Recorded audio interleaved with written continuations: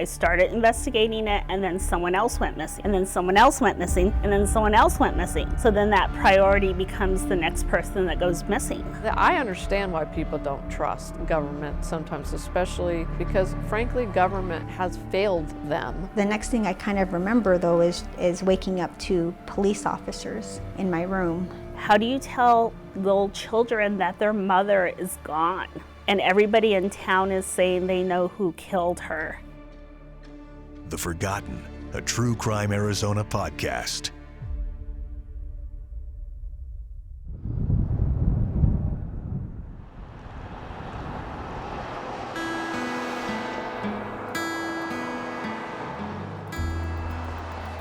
I was born in Chinle, Arizona. That's where my mom's family is from.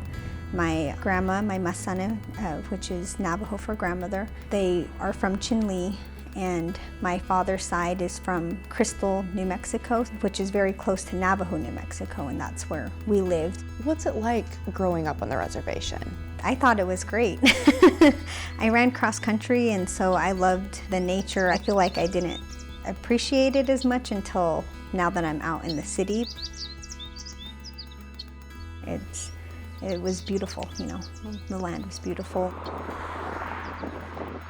It's definitely a lot of driving because everything's so isolated. So I remember growing up, it took, you know, a long time to travel anywhere. To Chinle or even to the grocery store was about an hour away to the kind of main town. You don't go to the grocery store, it's not just right down the street. So my mother worked at the school in Fort Defiance, and we went to the schools in Fort Defiance too. I think we were, for a long time growing up, a pretty typical family. Mom, dad, myself, my brothers, and took trips to Disneyland, and I feel like we actually had a very good childhood growing up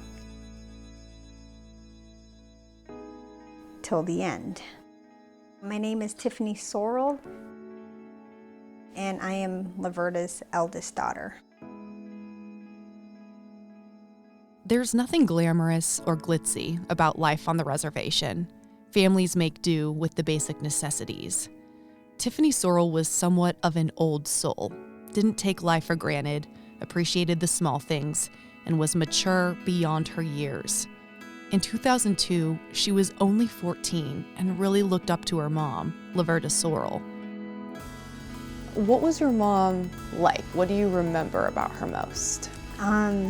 Just her spirit, like her joy. Like she just was happy. You know, she was a happy person, and I just remember her just liking to have family around. You know, she had bins of Christmas stuff, Thanksgiving decorations, Halloween decorations, even Valentine's Day decorations, and it just was always very festive in our home. It was July 4th, 2002, so festivities were in full swing until that changed. Do you remember the day she went missing? I do remember most of it. I remember I drove my brothers to the fair, which is funny because I know I was only 14. We hung out. I was a teenager hanging out with my friends and stuff, and I know I started to kind of lose a little track of time because I was getting a little bit worried, like, oh, I need to get home, we have curfew. Tiffany knew her parents, Laverta and Edison, were out and about for the night too, celebrating a milestone. I believe they went to dinner for their anniversary.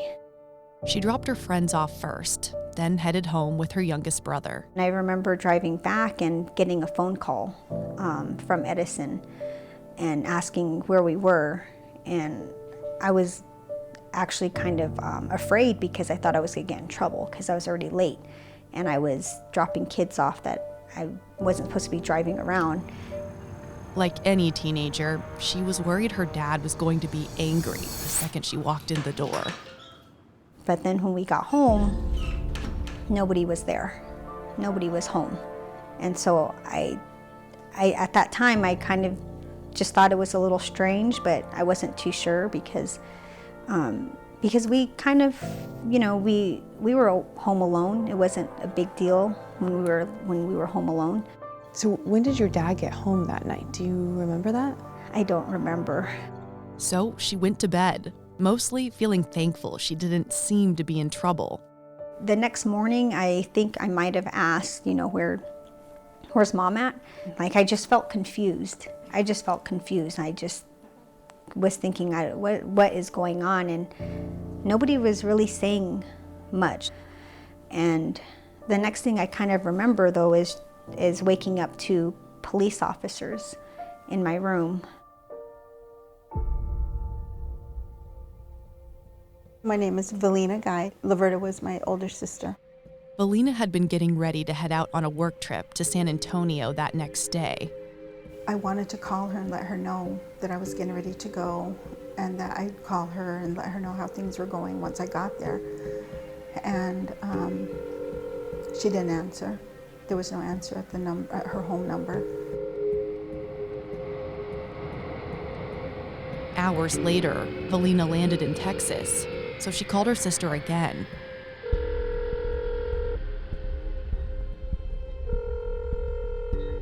No answer. There was just something that started to go off in my head a little bit, and I was like, why hasn't she called?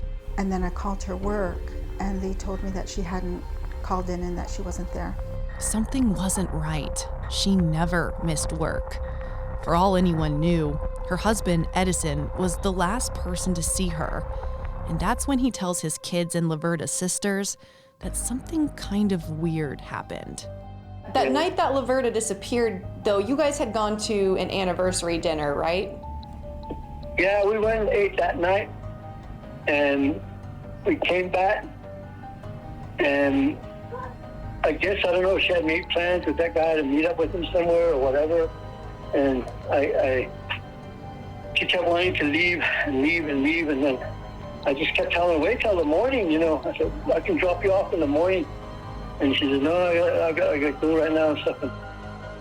Edison told his family that after their anniversary dinner, Laverta asked to be dropped off at work at the Fort Defiance School District around 11:30 p.m. She was adamant about wanting to go that night for I don't know what reason. Was it normal for her to ask to be dropped off at school, at her office at night? No. Mm-mm. She didn't even have her work keys with her to get into the building. Her keys were later found at her home. Days went by. Concern quickly turned to panic and desperation. Well, now we're like 5-6 days in, and no one has seen her, no one has heard from her. Call the police, send somebody to her house right now, something's wrong. The Navajo Nation police were the first ones, and then there was some confusion about, okay, well, she went missing, according to Edison, in Arizona on a school district parking lot. But then she lives in Navajo, New Mexico, which is McKinley County, and that would be the sheriff's responsibility. So they were kind of running into one another and didn't know who should take the case or who should do what in this case. It was super frustrating, beyond words. But she'll be back. Like, just give her a few days, and then she just never returned.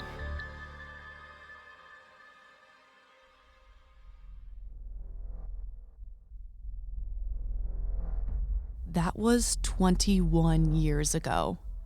Laverta Sorrell's disappearance highlights a terrible statistic. 21 years is the average amount of time Native women go missing in Arizona. That was only the beginning of her story. It would become so much more complicated the more we learned, and sadly, her case parallels many others. What began as a documentary and podcast season to help shine light on this problem turned into a months-long search for the truth, the uncovering of systemic failure that led to even more victims than we imagined, and our persistence to get the attention of the highest government officials. And the thing is, we did get their attention. It worked. We couldn't have predicted how this was going to unfold.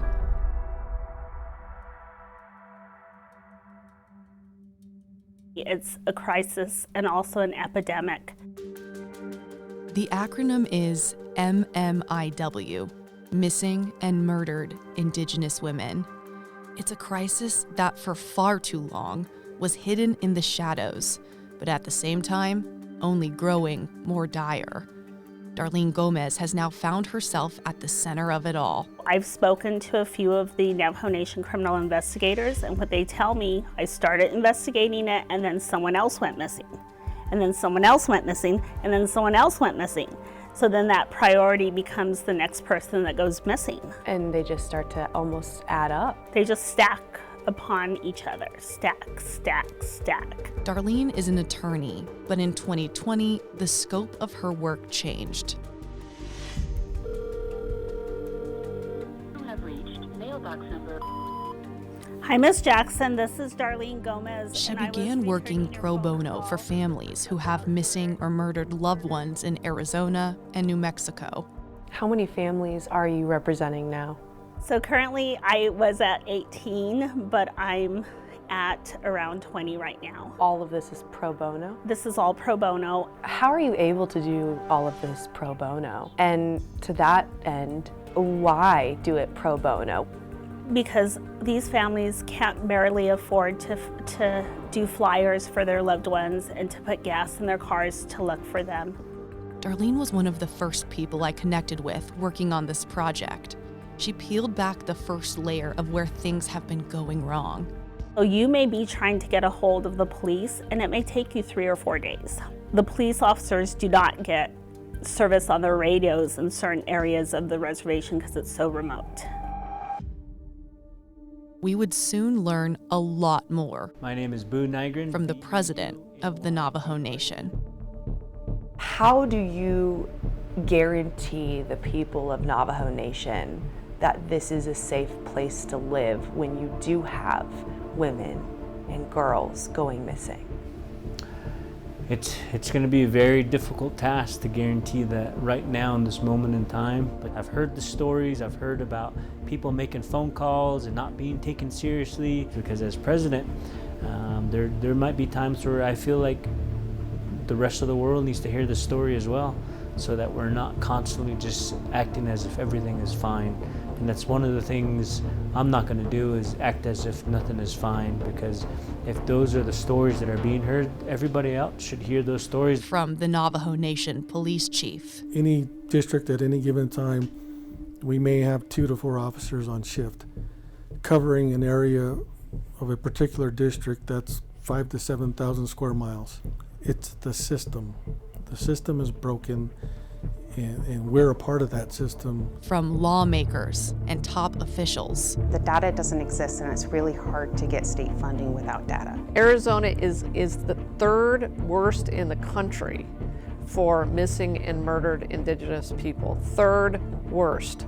We have the 3rd highest number in the country, behind Oklahoma and Alaska. That is not okay. It's not acceptable. You know it's spiraled out of control when state leaders admit their offices have been part of the problem.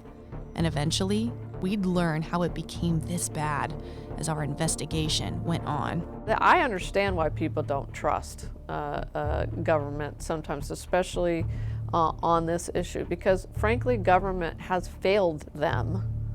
Government has failed them over the last decade or two.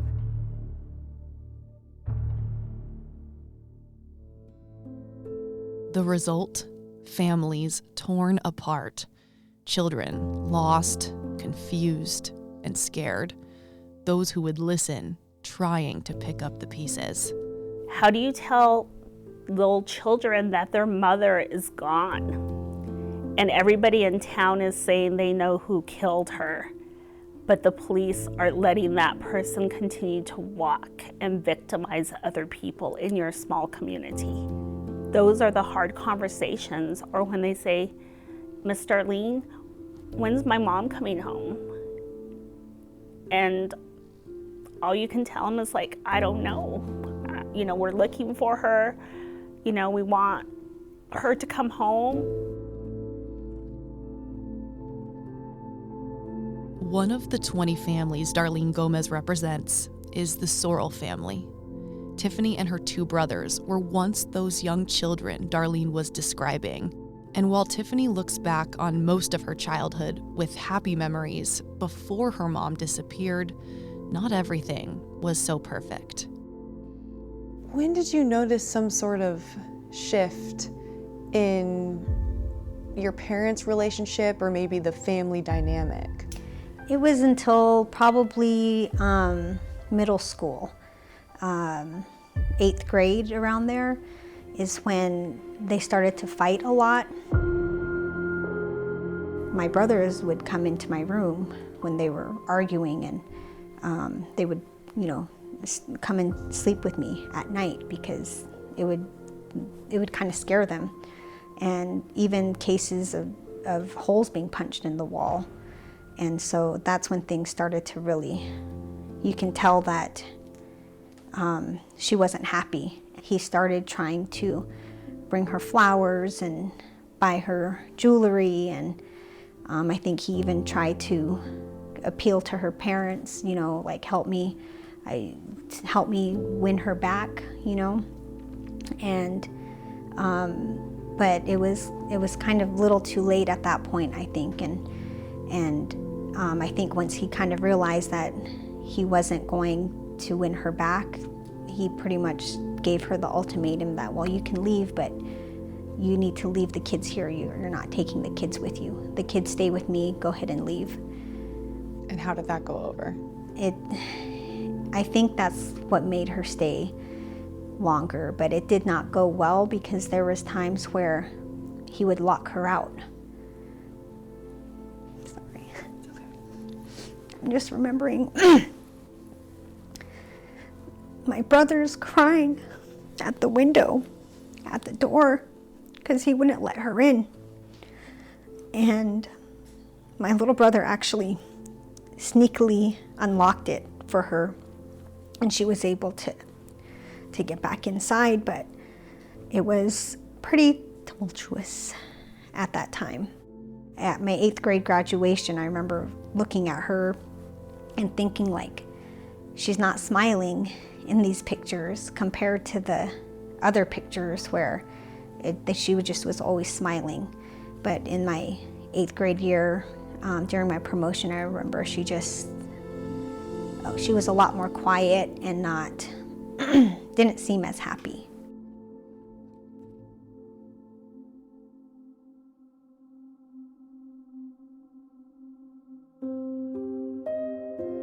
Then, the bombshell. It eventually came out that she was having an affair. We actually met him before, me and my brothers. Yeah, I was a little annoyed because it seemed like I was thinking, leave first and then start. What you want to start was my thought with her. Valina said eventually their whole family knew Laverta was having an affair. There wasn't much of an attempt to keep it a secret. But because of how Laverta and Edison were married, this was more complicated. They had had a traditional wedding, a Navajo wedding. And so my older brother had talked to her and told her, because of the way that they were brought together in that union, culturally she would have to go and explain to my parents what was happening and what she had wanted to do. And so she told my parents. Yeah. Mm-hmm. She announced that she wanted a divorce.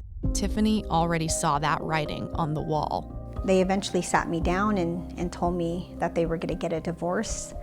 And I remember thinking, I think I kind of chuckled a bit. And they were kind of like, no, this is like serious. But I kind of thought like, well, finally. I mentioned we met her boyfriend, and it kind of just seemed like, well, I guess this is where it's going. And like I felt like, all right, they're gonna get a divorce. And I was okay with that because I thought now the fighting would stop. So that July 4th anniversary dinner was going to be the last Laverta and Edison would celebrate together. I was talking to her about, why don't we work this out, why don't we do this? And she told me, she says, I'm afraid of that guy. He can do stuff. And I said, what do you mean by that? And she said, she wouldn't tell me specifically. And I told her, what does he mean? Is he threatening you? Is he threatening the kids? And she said, no, he knows stuff. What did that mean? It definitely didn't sound good. But from Edison's point of view, this affair wasn't new. In fact, both Edison and Tiffany told me Laverta would frequently go spend time with that man. So when she asked to be dropped off at the school district that night after dinner, Edison didn't like it, but he wasn't necessarily surprised. This was an ongoing thing for a whole year, and she was leaving for months at a time, wanting to come back, and she comes back, then she leaves again, and she comes back. So it was kind of a routine thing. So when she left that night, I didn't think of anything, because she's done that before. But when she didn't come back, all he could feel was guilt. I would cry, thinking about it, wondering what's going on. I think about all the ifs. Maybe I shouldn't have taken her that night. I should have made her stay. There's all these ifs, and I was blaming myself for the longest time, In Navajo culture, the eldest daughter is typically kind of like the second mom. And so that's essentially what happened when she left. With the investigation just beginning, Tiffany had to grow up in the blink of an eye. How hard was it to grow up in those formative years without your mom? It's still hard. It was very hard. Like I mentioned, the eldest daughter is always kind of the second mom. And so I end up taking on that role for my younger brothers, where I would even go to their parent-teacher conferences. And I would help them with their homework. I would take them to school, pick them up from school, cook for them, buy them school clothes. And I remember trying to, I know this sounds so minimal, but buy my younger brother socks. Like, I had no idea. How do you pick out what size socks do you even wear? How do you know what size socks to get, I guess? And I remember I went in and I bought, I think these will fit you. And he tried them on and they didn't fit, so I had to go take them back. I'm like, I think these are gonna be better, and they didn't fit. And so by the third time, the salesperson was like, I can't keep letting you return socks.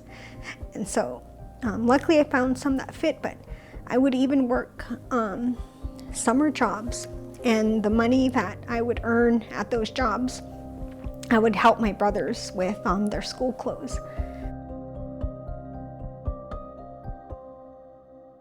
It was the weight of the world on a 14-year-old's shoulders, a burden Tiffany never should have had to carry. While Tiffany was handling the emotional aftermath, the rest of her family was knee-deep in the law enforcement investigation, because now the FBI was involved. And that's what I told the FBI, that, she was concerned about him, that he knew stuff. And that was the number one question. Who truly was this man she was having an affair with? And why did Laverta go to meet him at the school district late at night? We didn't even know if that was really the last place that she was seen. Slowly, Laverta's family would uncover details that deepened the mystery even more. The case was about to take a sharp and pointed turn. So, when the FBI told us that they were going to go from a missing persons case to a homicide, I knew that they were finally on the right track.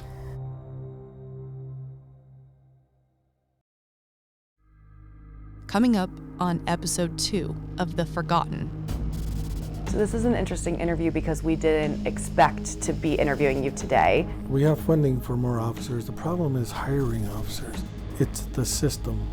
The system is broken, and we're a part of that system. We're doing what we can to fix how we do business, but we need everybody else to do the same. Going missing isn't necessarily a crime because adults can leave at their own free will. We're actually on our 5th FBI investigator, and we really don't know what they are doing. We really don't know what they're uncovering or what they're investigating.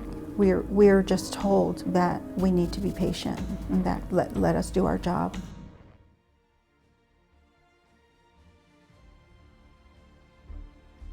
True Crime Arizona, the podcast, is hosted by me, Brianna Whitney, and produced by Sergio Hernandez. It's a production of Arizona's Family, 3TV, CBS 5, and azfamily.com in Phoenix, Arizona. This is True Crime Arizona, an Arizona's Family Originals podcast.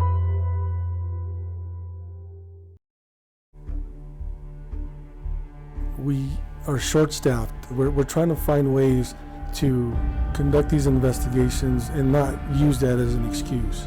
The last phone call was the night that she supposedly went missing. I don't know, the priority for Native American women, I hate to believe that, but it's just not there. It's the system. The system is broken, and we're a part of that system. The Forgotten, a True Crime Arizona podcast. Where was Laverta Sorrell? Call the police, send somebody to her house right now, something's wrong. Valina knew there was no time to waste, yet she didn't feel law enforcement felt the same way. There was no urgency in their response. It was, well, give it a couple of days, and then, if she's not home in a couple of days, and then we'll look into it even more. By the time I got back, it had been a couple of days. There was still no reaction from the police. It was super frustrating, beyond words. Those 5 days turned into weeks, turned into months, turned into years. And so the panic that you have just develops into something more.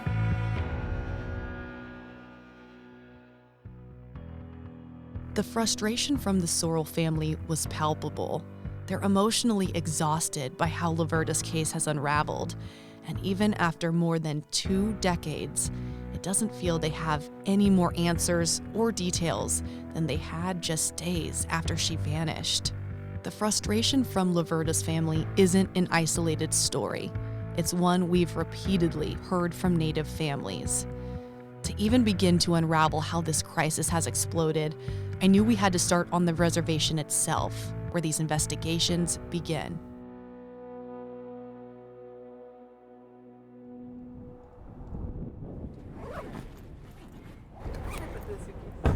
Put it on this side.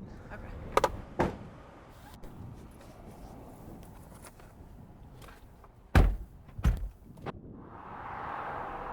My photographer Shane Egan and I hit the road, heading to Window Rock on the Navajo Nation. Sergio was already there, gathering video for our documentary. We would meet up with him to interview the president of the Navajo Nation. Window Rock is about 5 hours from Phoenix, but feels like a completely different world. We ate lunch at a McDonald's near the president's offices. It was one of the only restaurants there. We parked near the executive offices and walked outside. It's a beautiful area. Benches and trees line the area below the actual Window Rock. There are small mountains and rock formations each direction. Everyone was preparing for a blizzard to roll in the next day, so we barely saw anybody. Shane and I just rolled on his camera, giving each other our raw first thoughts of what we were seeing and feeling. It's crazy actually being here and seeing the reservation for the first time, because I feel like you have these picturesque views, you've got these mountains, you've got these rocks. It's so pretty, and yet the actual life and the lifestyle here it's hard to drive by and see it. Just thinking about the project and actually witnessing this in person, it becomes clear why these families are fighting for anything.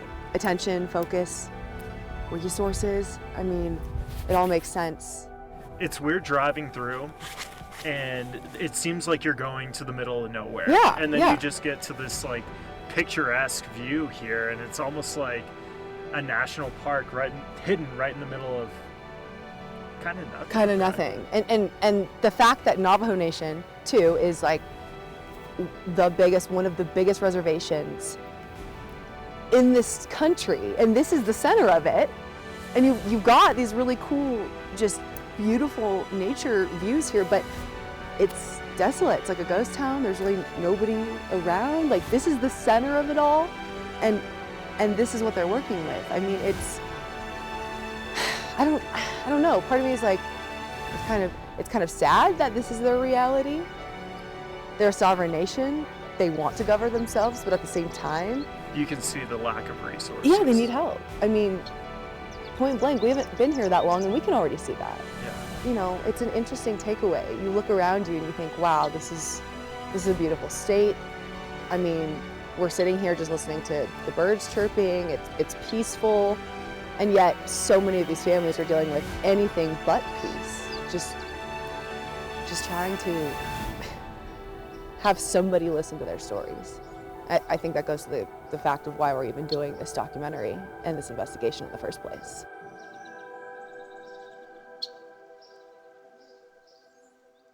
Daryl Noon, Daryl-Noon. I'm the chief of police for the Navajo Police Department.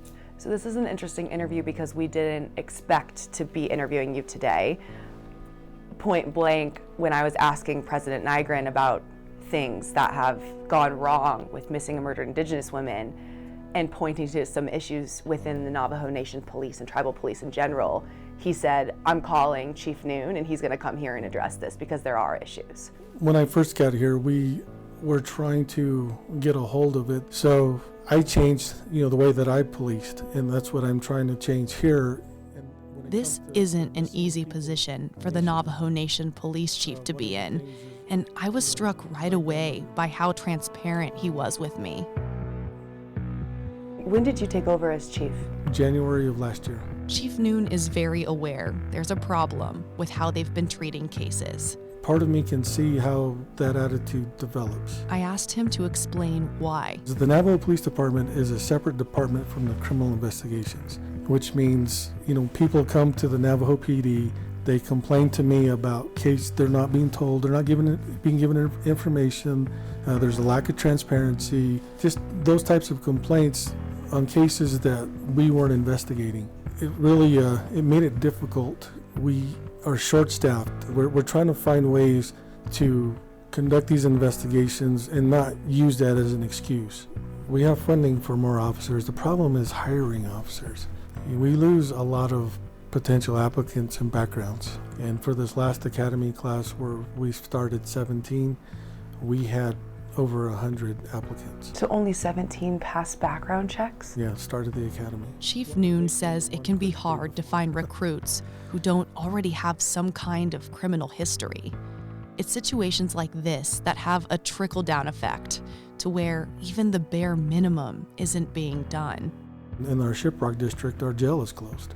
So every time an officer makes an arrest, they got to take them to the hospital to get a clearance. Then they've got to travel an hour and a half away to book them into another facility and then come back. So they make an arrest, they're out of pocket for 4 to 5 hours. So do you think they're not making arrests when they should because of those conditions? I'd have to say that happens. And I hate to admit that, but this is the current state of where we're at right now. It's the system. The system is broken, and we're a part of that system. We're doing what we can to fix, how we do business, but we need everybody else to do the same. And it's just trying to change the culture, the mentality, and, go to these calls and have a little empathy. Try to put yourselves in their shoes. How do you get your officers to care about some of these cases? The families that we've interviewed have said there's just been this kind of blatant, non-committal attitude from tribal police that they've worked with, that they don't really matter, that, we don't have the time, we don't have the resources, sorry. How do you flip that switch in your officers? Well, I think that things are looking better for us because now The Navajo Police Department, when you look at the makeup of our officers, the majority of them are going to be younger officers with under 5 years of experience. So we're really trying to hammer this home in the academy setting. Navajo Nation is a sovereign nation. While sovereignty is a source of pride, President Boo Nygren knows they need outside help.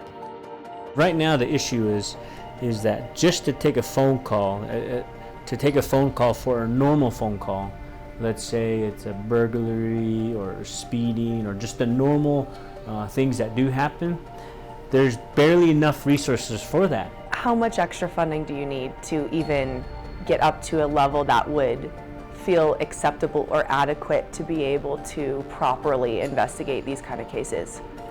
I think I don't know the exact number, but if I were to assume, it would be in the millions. The way to get more funding is simple. Prove how desperate the problem has become. At least you'd think it was that simple. We'll partner with a research university, comb through existing data, backtrace it back to tribal enrollment numbers, and create a database of data that doesn't exist in any searchable format. That's Jennifer Germain. She's a former state representative who led the first ever study committee on MMIW in Arizona. The thing is, they couldn't prove how dire the MMIW problem was because the data on it didn't exist. She is the reason why that changed. The goal was to try and organize data to figure out where to even begin to fix this. How did you do that, though, with the lack of numbers or reporting that's out there to begin with? A lot of it was a team of graduate students combed through police reports and combed through the narratives of the police reports to find the data that wasn't in searchable fields. So we looked at a 40-year time block of Indigenous women and girls. And what we found was that people were being murdered from infant all the way into their 90s. And what we found is that over that 40-year period, there was a steady increase in murder rates. We were only able to get the numbers that were reported. What has been reported is significantly less than what is out there. A lot of it goes back to the jurisdiction issues. What we found was that law enforcement agencies were basically playing hot potato, not my problem. Why? They have their turfs. And what we really need is our agencies to communicate and cooperate and form intergovernmental agreements and properly hand off cases. Some states are required to report missing persons to a database called NamUs. It's a huge resource for missing Indigenous women, and men too, for that matter. Arizona is not required to do that. New York City has it as a city ordinance. It's the same law.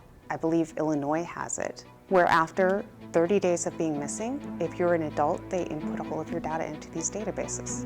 That seems like a given. Yeah. And that Arizona's just straight up not cutting it. Yeah. Other states are doing it, yet we have probably one of the biggest, if not the largest, population of Indigenous people in this state.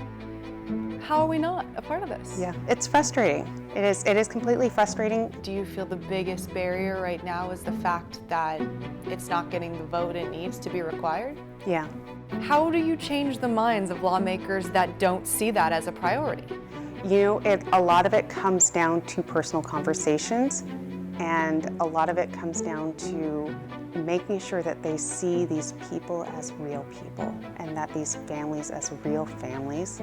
For so long, nobody has listened. One of the big things that helped was we had a whole bunch of Native women who just came down here and they camped out in the stairwells and told every lawmaker their story. Did that create some change? That created change. Powerful? Yes, but it really shouldn't have to take that. For way too long, we have had leadership in Arizona that didn't really care enough about this issue. But I understand why people don't trust government sometimes, especially on this issue, because frankly, government has failed them. Government has failed them over the last decade or two. Arizona Attorney General Chris Mays is already working on getting extra funding to our reservations for training and resources. But often a case is escalated not to the state level, but to the federal level, and then Mays doesn't have a whole lot of say. That's what happened in Laverta Sorrell's case, but not right away. Akil Davis, AKIL, DAVIS, Special Agent in Charge, FBI Phoenix. So the FBI has special jurisdiction for major crimes occurring on Indian reservation. We have 22 reservations here in the state, and the FBI has responsibility for homicides, crimes against children, and major assaults. Do you guys pick up missing people cases or missing persons cases on the reservation if there's no body yet? So it depends on what we know about the circumstances surrounding why someone would have gone missing, or if we come up if a body is reported, how that came to be. Going missing isn't necessarily a crime because adults can leave at their own free will. So that's why I can't stress enough, it really depends on the circumstances of how this person went missing.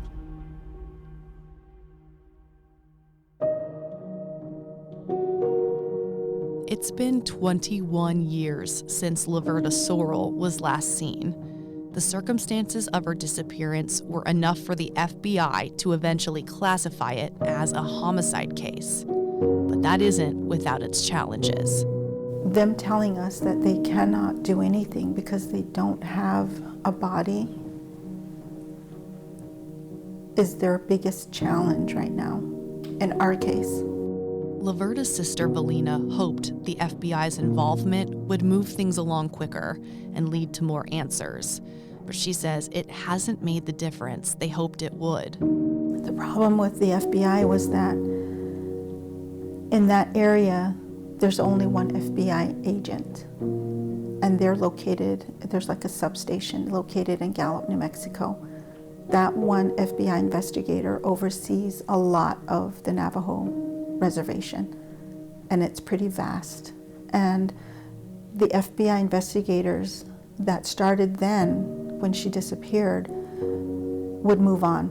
They would get relocated to another site. So we're actually on our 5th FBI investigator, and we really don't know what they are doing. We really don't know what they're uncovering or what they're investigating.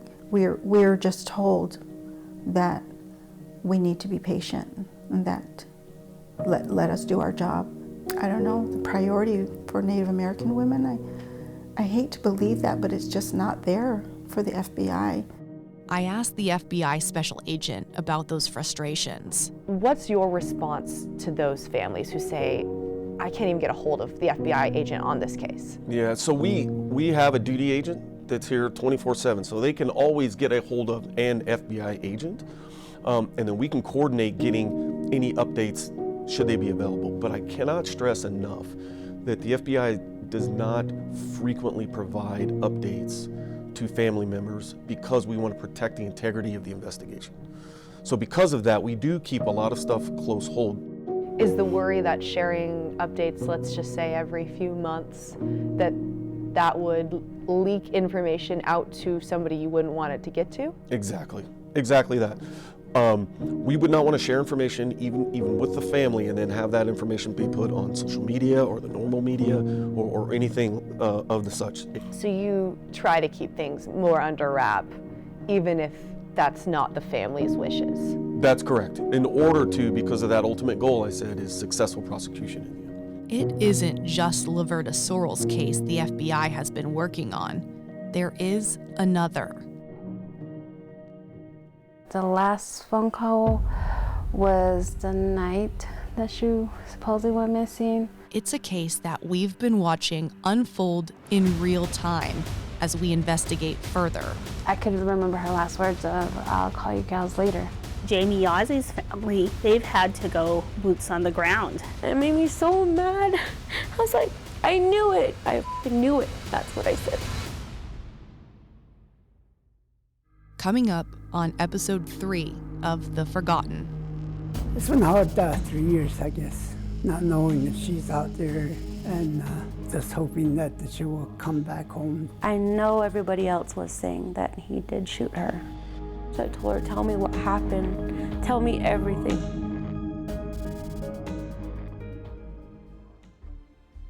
True Crime Arizona, the podcast, is hosted by me, Brianna Whitney, and produced by Sergio Hernandez. It's a production of Arizona's Family, 3TV, CBS 5, and azfamily.com in Phoenix, Arizona. It's been hard 3 years though, not knowing that she's out there and just hoping that she will come back home. And then I said, well, just tell me what happened. And then she's like, you know me, Ma, I got mad. She goes, I got mad, and they put me in a box. And that's when I just told her, I said, I saw Jamie. The Forgotten, a True Crime Arizona podcast.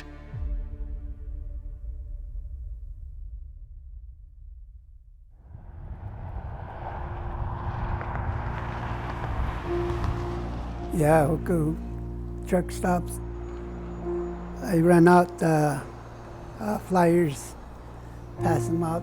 I go out to border Mexico, along there in Tucson, and some truck drivers, they would say, give me a whole bunch, I'll post it on the way to Texas. And I'll go all the way up to Gallup and New Mexico. Days-long drives up and down the highways. Hours spent parked at gas stations, convenience stores, watching trucks drive in and out. Sometimes I eat lunch and dinner there at QT's parking lot. Looking for her? Yeah. It's not the life James Yazzie expected to be living in 2019.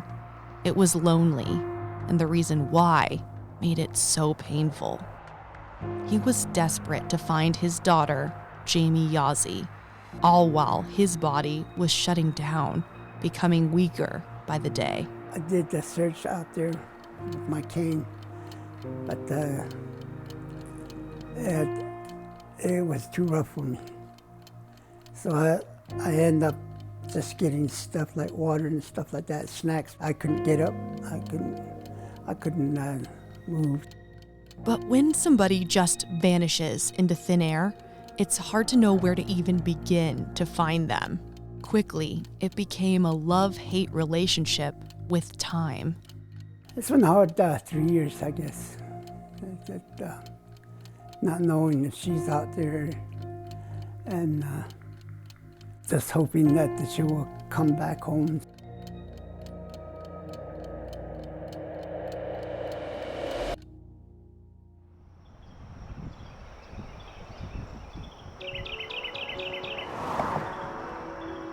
It was the beginning of July 2019.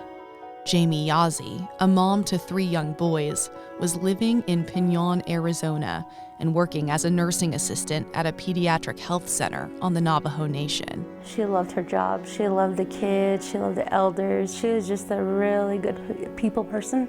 Jamie was particularly close with her aunt, Marilyn James, and her little sister, Elena Denny.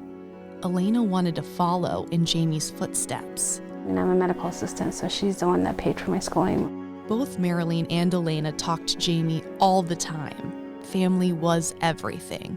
So Marilyn was pretty excited to see her niece that day. I texted her and I asked her to meet me because I wanted to go to this concert that we were invited to. The message sent with some excitable sass. Hey woman, get ready. We're going to this concert. Marilyn was pumped. She hit the road on her way to Jamie. A little while later, she checked her phone. There, I waited about an hour and I was waiting for her to text me back. Nothing, no response. That wasn't like her. Maybe she was just busy at work. But Elena was in the same boat. She also didn't get a text back. She called the pediatric center. Jamie hadn't shown up for her shift. Maybe she just missed work. Maybe she just misplaced her phone. Trying to stay positive, Elena racked her brain. The 3 of them had just talked a couple days ago, and nothing seemed out of the ordinary. The last phone call was the night that she supposedly went missing. I could remember her last words of, I'll call you gals later. It's a call that never came.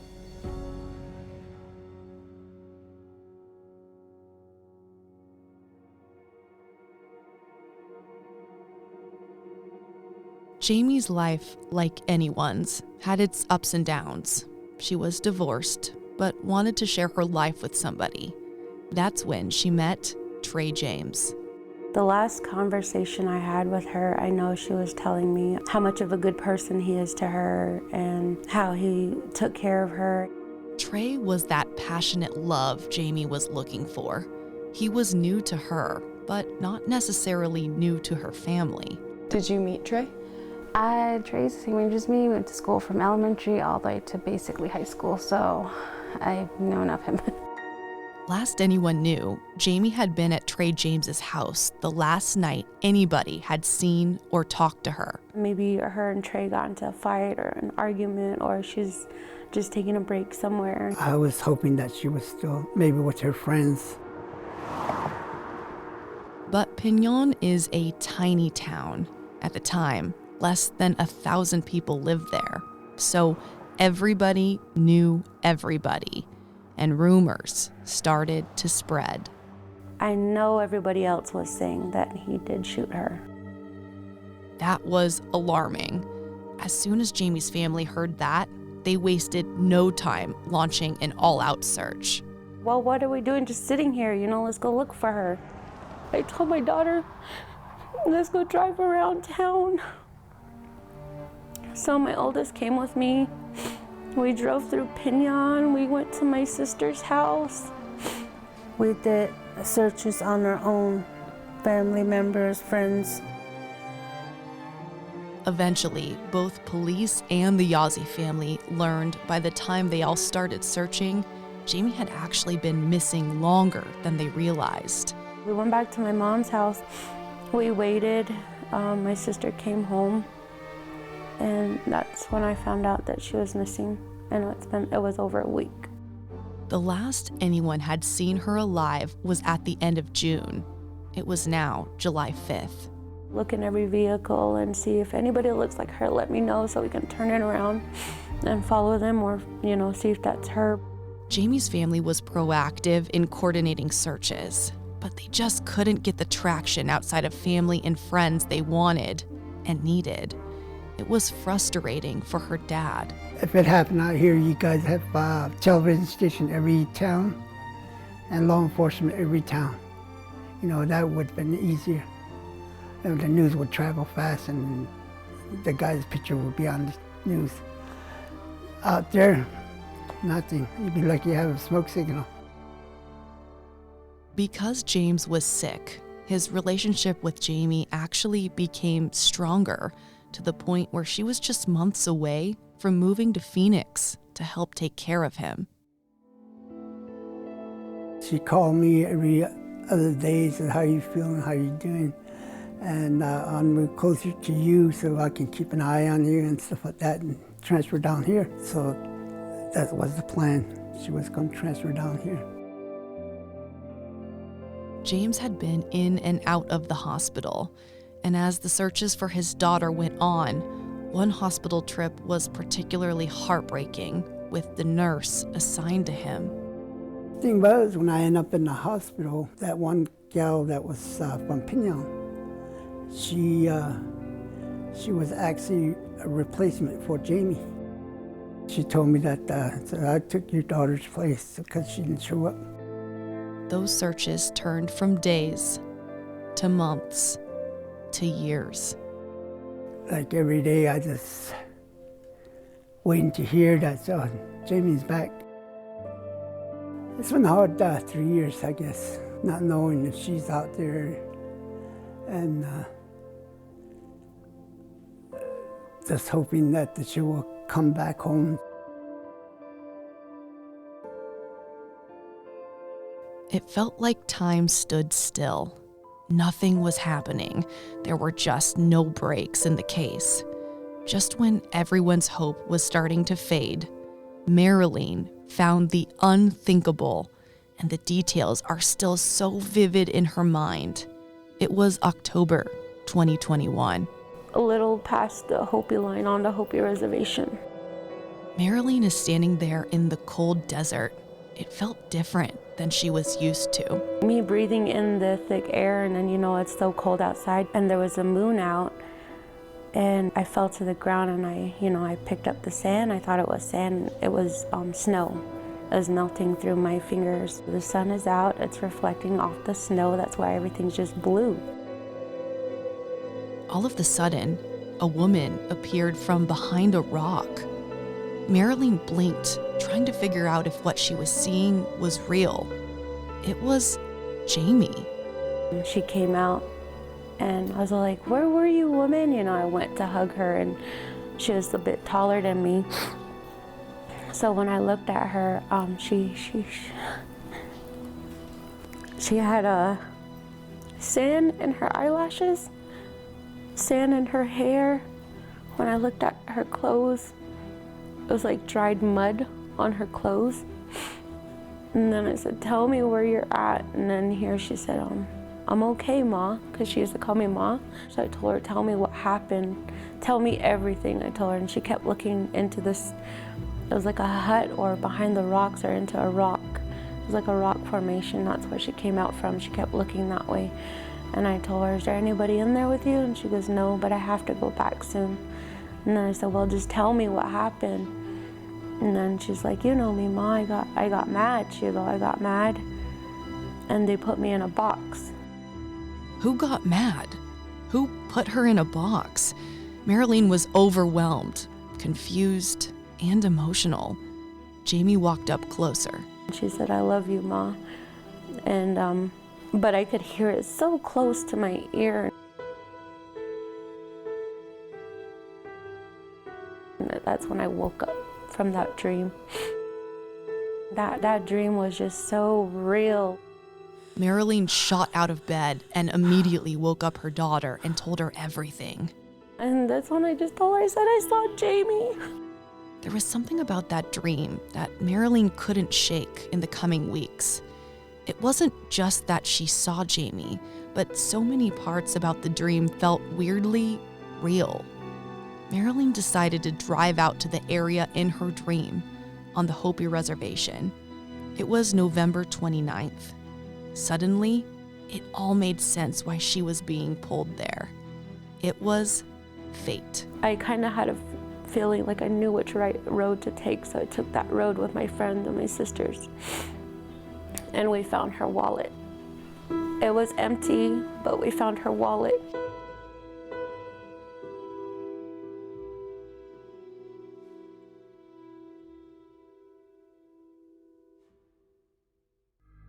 Coming up on episode 4 of The Forgotten. The main things you could hear was, "He's a monster. Don't let him out. I have scars still all over my body from what he's done to me." On July 12, 2019, investigators searched the Blue House and found floor tile with a red-colored substance that appeared to be blood. Is there a backlog at Quantico with evidence? I would assume so. It made me so mad. I was like, I knew it, I knew it. I didn't say in those words, I kind of cursed. It's like, I knew it. True Crime Arizona, the podcast, is hosted by me, Brianna Whitney, and produced by Sergio Hernandez. It's a production of Arizona's Family, 3TV, CBS 5, and azfamily.com in Phoenix, Arizona. This is True Crime Arizona, an Arizona's Family Originals podcast.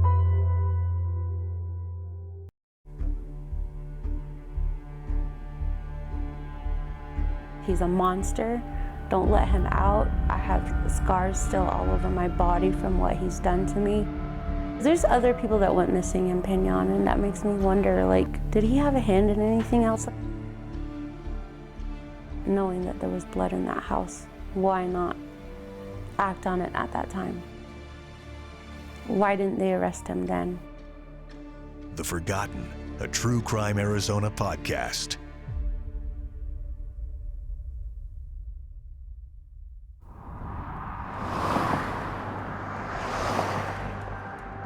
Marilyn and her family couldn't believe they found Jamie's wallet, only from acting on a hunch in a dream. It was the first time they had any movement in the case since she went missing in 2019. Even though they had the wallet, there were still no signs of Jamie. They gave it to the FBI, and I guess his question was, how does she know where to find it? That was an odd response from authorities. How did she know where to find it? Did officials know the wallet was there? 3 months later, tribal police gave Jamie's mom, Ethelene Denny, a call. Oh, we found her. We found her. And I said, good. Where was she? Where was she and where is she now? And they said, I'm sorry to tell you that we just found her remains. And I was alone.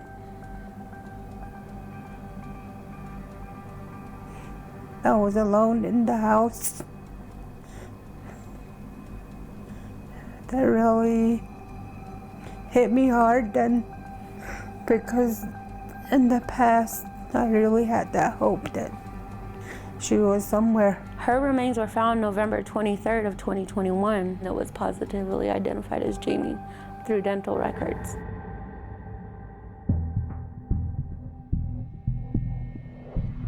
It was the heartbreaking end they prayed would never happen. And that's when I found out. That's when I got both calls from my daughters. Up until that point, you thought she might still be alive? Yeah.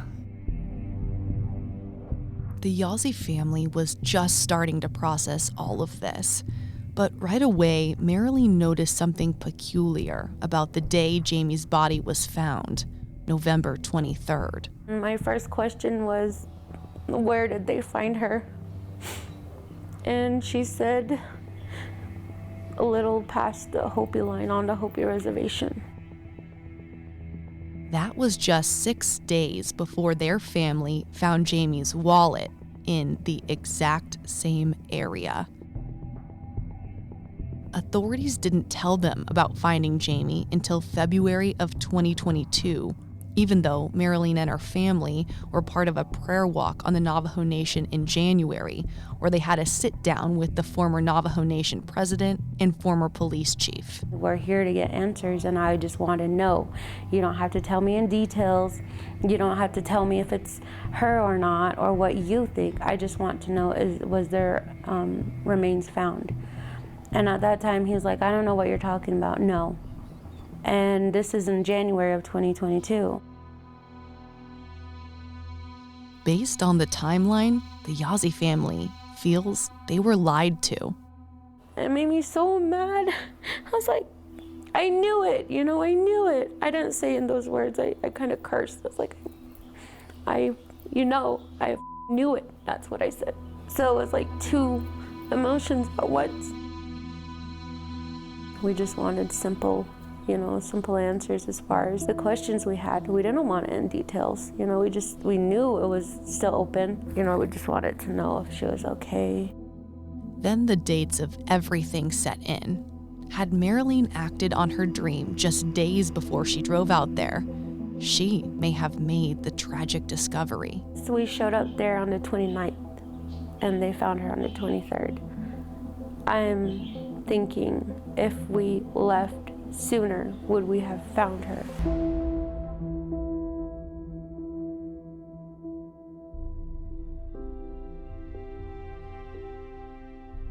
Marilyn always had a weird feeling about Trey James. She was really trying to get me to warm up to him. But I told her at that last conversation, I don't know why, but I just don't like him, I don't trust him, and I've never met him. But Jamie's sister Elena had met him. She knew a little more. Elena said Jamie was very much the breadwinner in that relationship. Like, oh, he fixed my car, oh, he brought me lunch, but then again, in the back of my head, I kind of knew the truth of well, he brought you food with your own money in your own car. In the back of their minds, they believed Trey James knew more about what happened than he was letting on. But for nearly a year and a half, what happened to Jamie Yazzie remained a mystery. After her remains were found, things started moving in the case.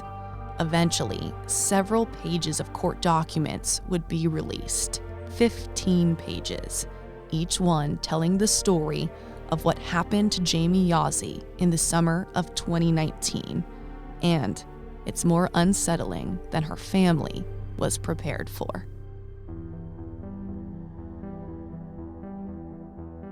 Trey James and the victim had been arguing about infidelity on the night of June 30th, 2019 and early July 1st, 2019. On or before 1:13 a.m. on July 1st, 2019, the victim's phone was either turned off or no longer working, and efforts of family and friends to contact her were left unanswered.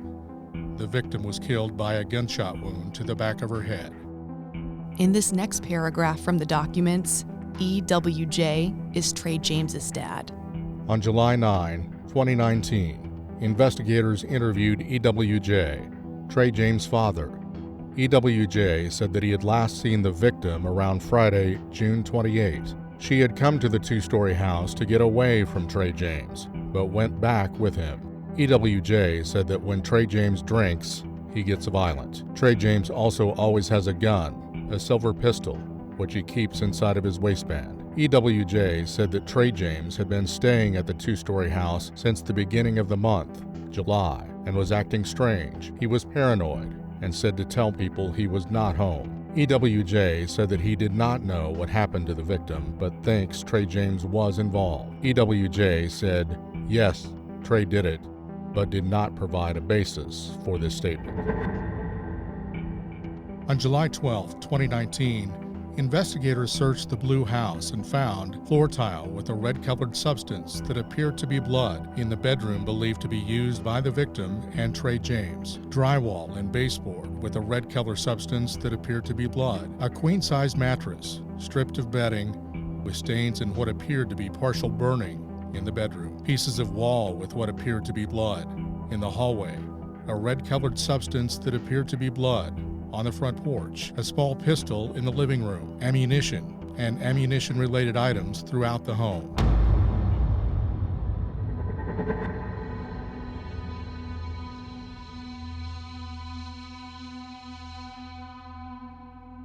All of that infuriated Marilyn. Knowing that there was blood in that house, why not act on it at that time?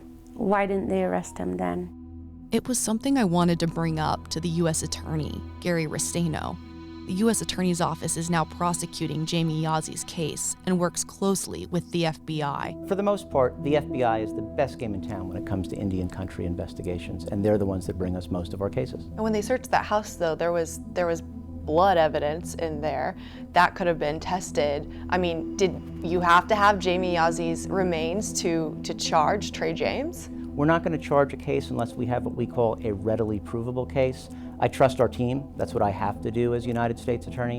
And our team didn't feel comfortable charging the case to a standard by which we would prevail at trial. So what was lacking in Jamie's case with that evidence that was in the house that made it so you guys didn't charge until her remains were found? Right, and this is where, A, I really can't talk about an ongoing case. We have to let the truth play out and go to trial. But B, I'm pretty comfortable saying we're federal prosecutors, we're going to be careful in how we charge, and we're not going to charge the case until we feel we have reasonable evidence in order to meet every element of the case. It's frustrating, I imagine, for people.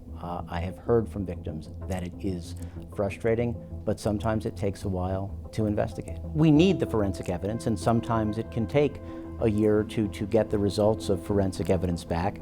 These cases are difficult not just because of the forensics, but because we sometimes have to find the human remains before they can even be tested. That evidence inside Trey James's home was sent to Quantico for the FBI to test in 2019, right after Jamie went missing.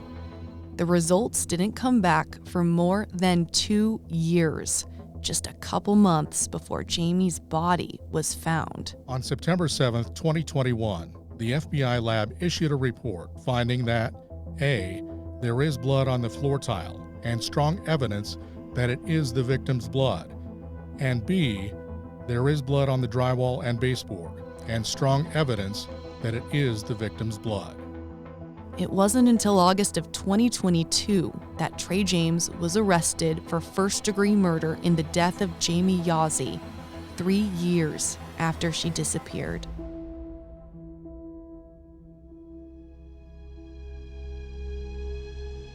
Reading through the indictment, revealed something that immediately stood out. It was alarming.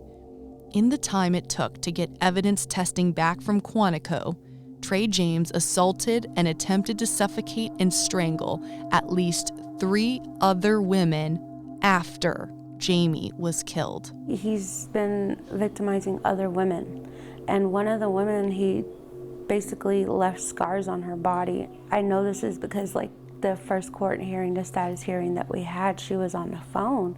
You couldn't even really hear what she was saying, but the main things you could hear was, he's a monster, don't let him out. I have scars still all over my body from what he's done to me. Because there's other people that went missing in Pinon, and that makes me wonder, did he have a hand in anything else like that?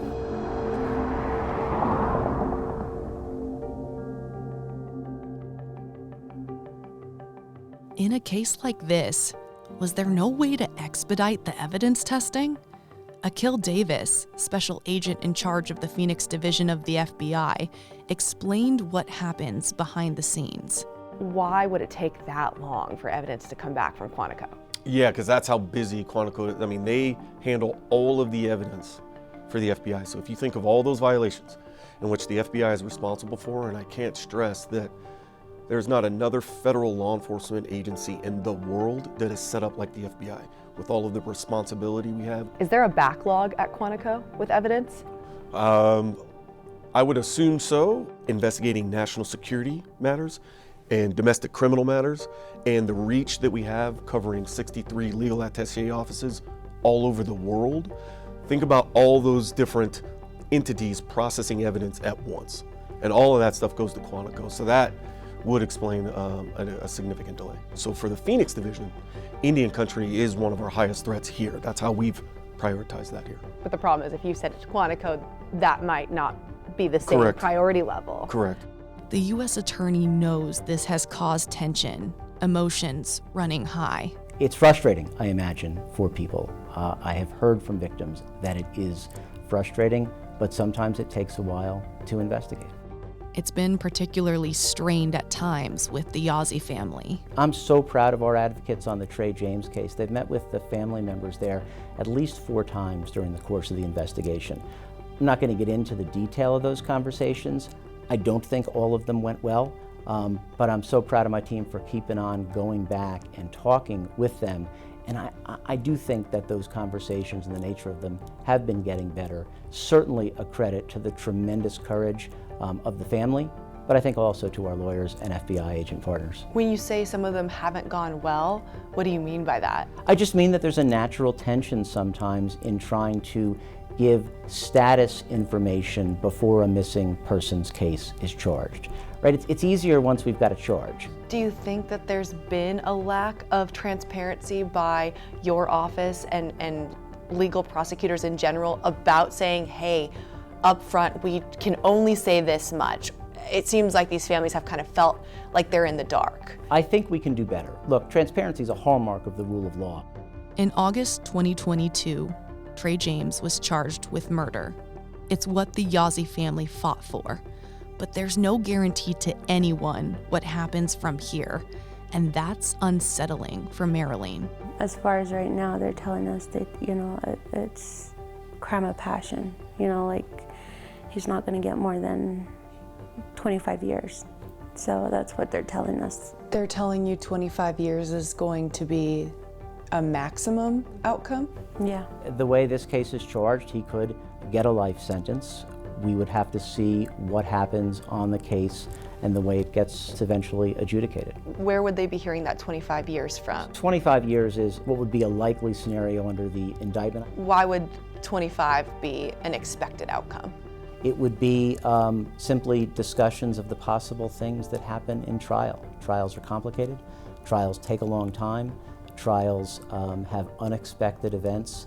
And there are all sorts of things that lead prosecutors, again, without commenting on any discussion that was had, that lead prosecutors to give honest ranges and opinions to family members. I'm really hoping that, that they put him away to where he won't have to do this to anybody else. You hear about missing women all the time, and a lot of them get a lot of publicity on the news and social media, and there's an urgency to test DNA and evidence and find an answer. Where do you think Jamie's case falls into that priority list? The lowest, if not nowhere. It's not there. We don't even make that list. That's how I felt. Even up to this day, it's hard to talk about my niece and not cry about it.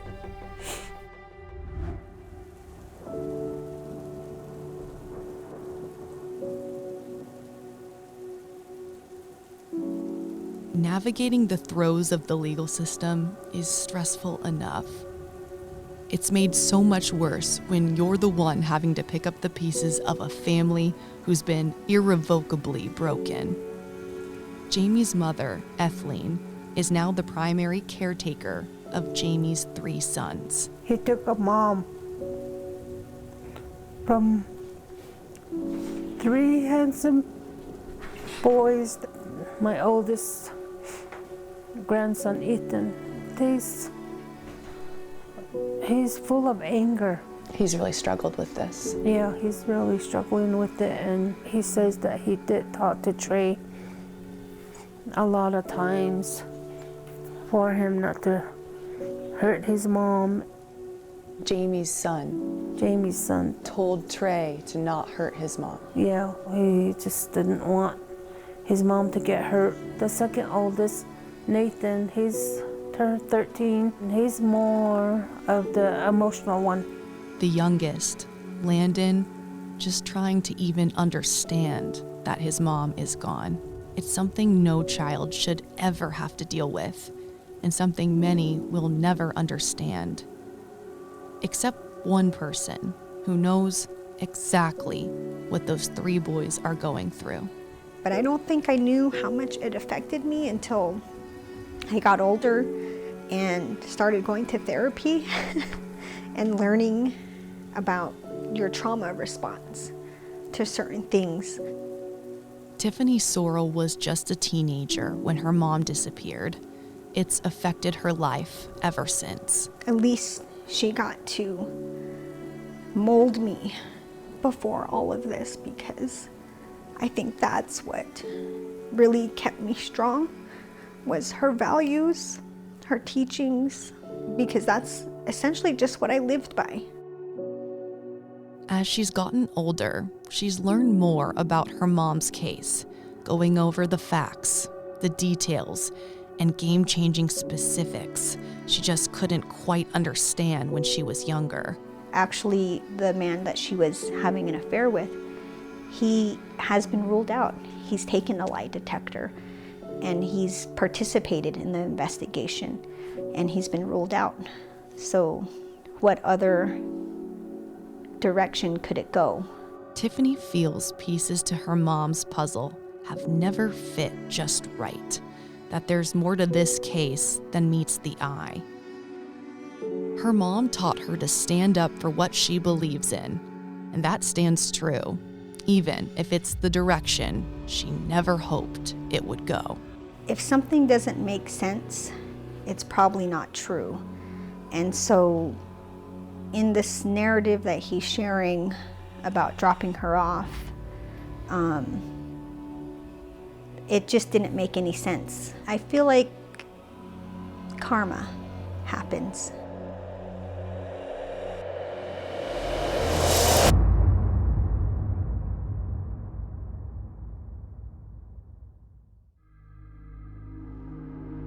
Coming up on episode 5 of The Forgotten. One thing that would help is if we could get broadband to the entire Navajo Nation. It's hard to report crimes when you can't call it in. I mean, is this something you could take to President Biden and say, we need more help in Arizona to fight this? Yeah, it's absolutely something I'd be willing to have that conversation with him about. Our older generation, like Native Americans, we were always told just sweep it under the rug, basically. But I think the younger generation is like, no, we're not going to do that.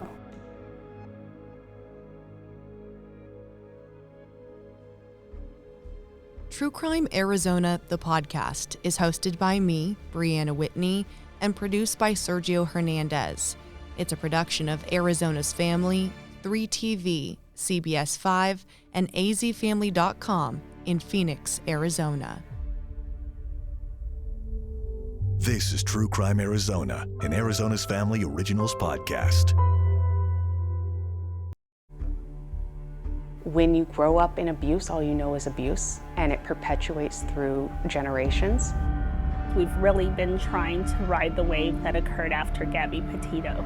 Did that help or hurt? It helped us tremendously. We got to make sure we're not suffering from white woman in the van syndrome. Referring to these high-profile cases when a person goes missing and everybody suddenly cares. We need to treat Native American cases on the reservation the same way. The Forgotten, a True Crime Arizona podcast.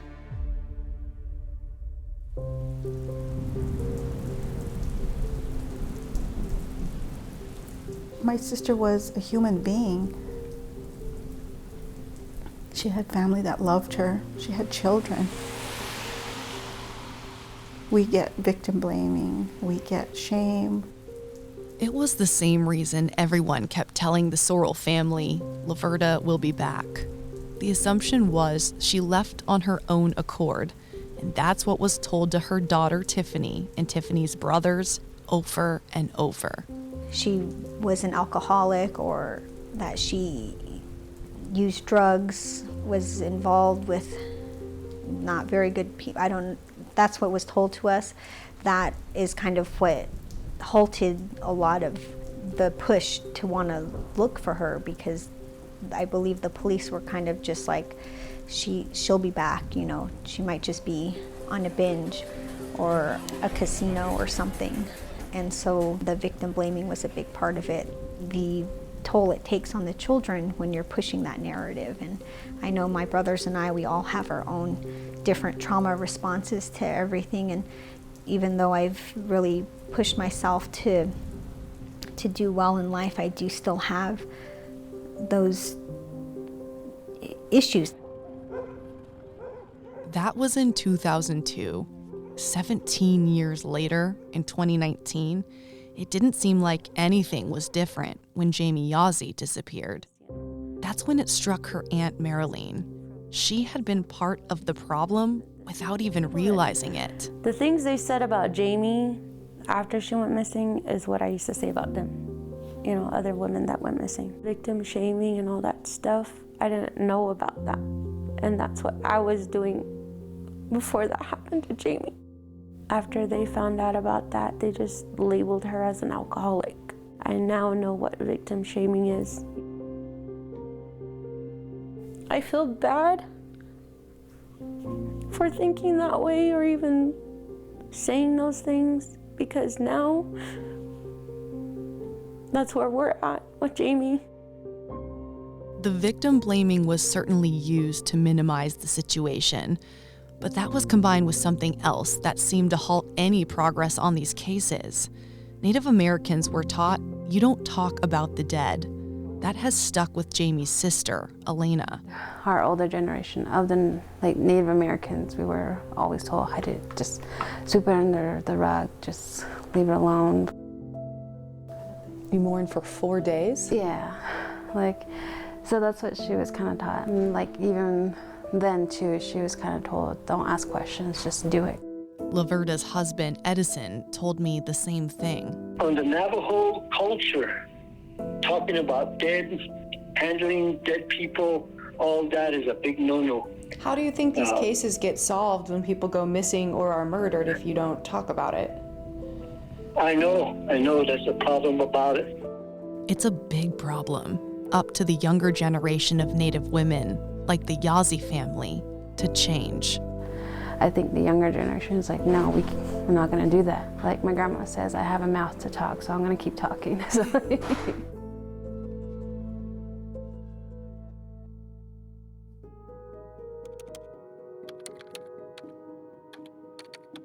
I had heard about the MMIW crisis for a few years now. The movement seemed to really pick up momentum in 2020. It had been in the back of my head for a while to do a documentary about it and a podcast season. It was a network show called Alaska Daily, starring Hilary Swank, that reignited my flame to actually do this big project. Because in the show, they also focus on a missing Native women's case in Alaska, and the issues in that disappearance echoed so much of what these Arizona families are dealing with. So I started my research last winter. What I didn't know was how pivotal of a time it was for us to do this documentary. And here's the reason why. With this project, we've pulled back the curtain of systemic failure that's led to this crisis.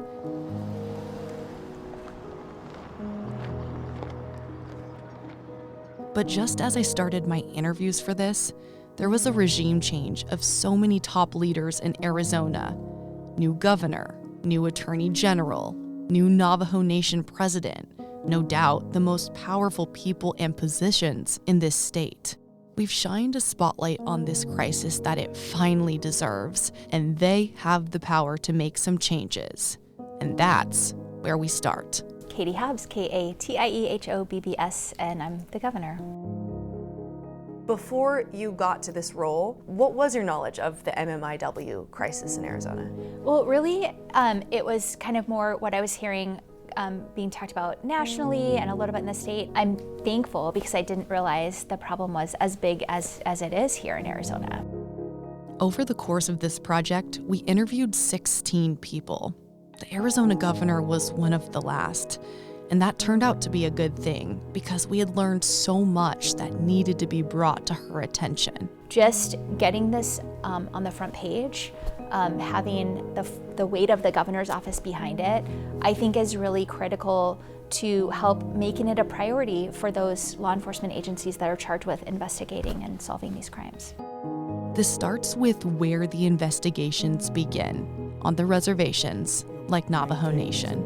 Police Chief Daryl Noon is already starting to require more from his officers. Within the Navajo Police Department, we created a small detective division to where now their only focus really is following up on missing persons. The cases that don't have evidence of foul play, they're required every quarter to call the family just to either tell them, hey, we don't have any new information for you, or we just got a lead. We're going to start doing cold case highlights. And what we're hoping to accomplish with that is bring in family members from the older cases and see and make sure that they've all submitted DNA. In an earlier episode this season, Chief Noon talked about how less than a quarter of their recruits in the last class passed the academy because so many of them failed in background checks. Because of that, they're weighing the possibility of lowering their hiring age to 18. In the rest of Arizona, you must be 21 to be a police officer. Does that worry you, though, that now you are trying to recruit people who might not be ready? Well, so yeah, and that's come up in our discussions, but I think what we would look to do is they would have to be 18 by the time they applied. So which means they'll graduate from the academy right around 19 maybe. And what we're looking to do is put those officers in 2-officer units. The idea is to get a hold of them, get them in the door before they go and do something stupid that ruins their chances. And we'll see how it goes. This is where we would have to use our Navajo sovereignty and to be able to hire at that age. It starts with policing, but ultimately there are things Navajo Nation President Boo Nygren needs to sort out, and he's already working on it. Internally, one of the things I want to focus on is to really move into digitizing a lot of our efforts. Because even right now, if someone does report something, it might be on paper, and what if it gets lost? Have you spoken to new Attorney General Chris Mays and new Governor Katie Hobbs about this crisis yet? Not yet. Do you plan to? Yes, I definitely want to meet with them soon. Do you expect them to come up here and talk to you and see the Navajo Nation firsthand for something like this? I think so. I think that it's very important for them. I asked Governor Hobbs first. Are you open to that? Oh, absolutely. And then I asked Attorney General Mays. Is that something you're open to? Totally. I'm planning on going to the Navajo Nation soon. This was important. It seemed all three were not only willing to work better together, but excited about the change they can make. The governor and attorney general already seem to be taking steps to strengthen their relationship with our tribes and commit to change. They created a missing and murdered Indigenous peoples task force this year with plans already set in motion. My aim is to hire at least one more prosecutor and one more investigator, if not more. My office needs to provide and will be providing additional training to the state's 22 tribes. What this is, how to spot it, how to prevent it. Mays had a suggestion right away, something many of us take for granted. One thing that would help is if we could get broadband to the entire Navajo Nation. You know, it's hard to report crimes when you can't call it in, when cell service is bad. That type of action would need to come from the governor's office, though, or at least help.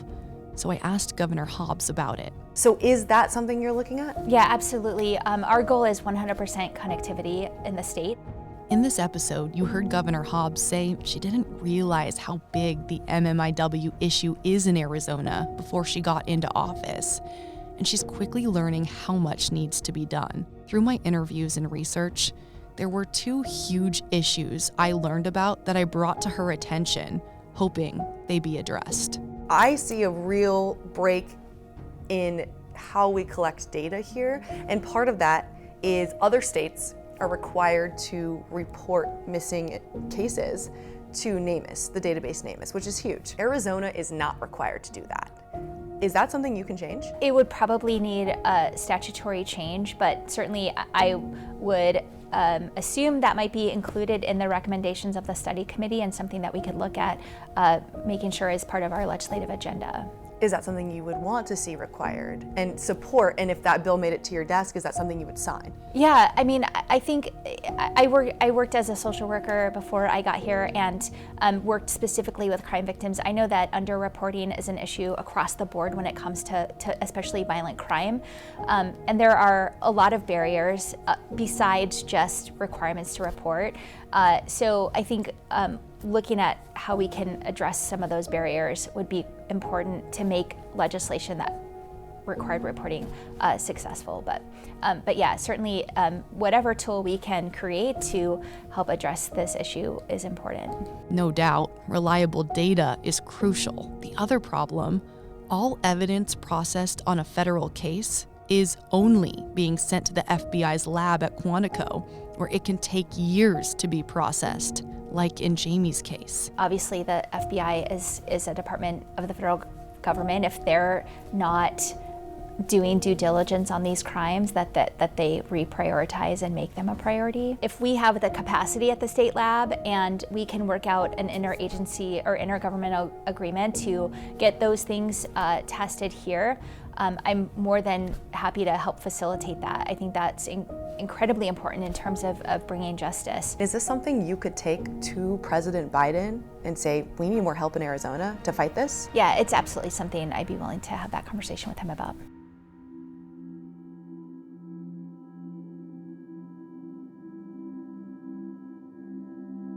Just a couple years ago, it was attorney Darlene Gomez who was reaching out to Native families in Arizona and New Mexico trying to help them. There just wasn't much traction. Now, she's getting messages flooding in from all over the country.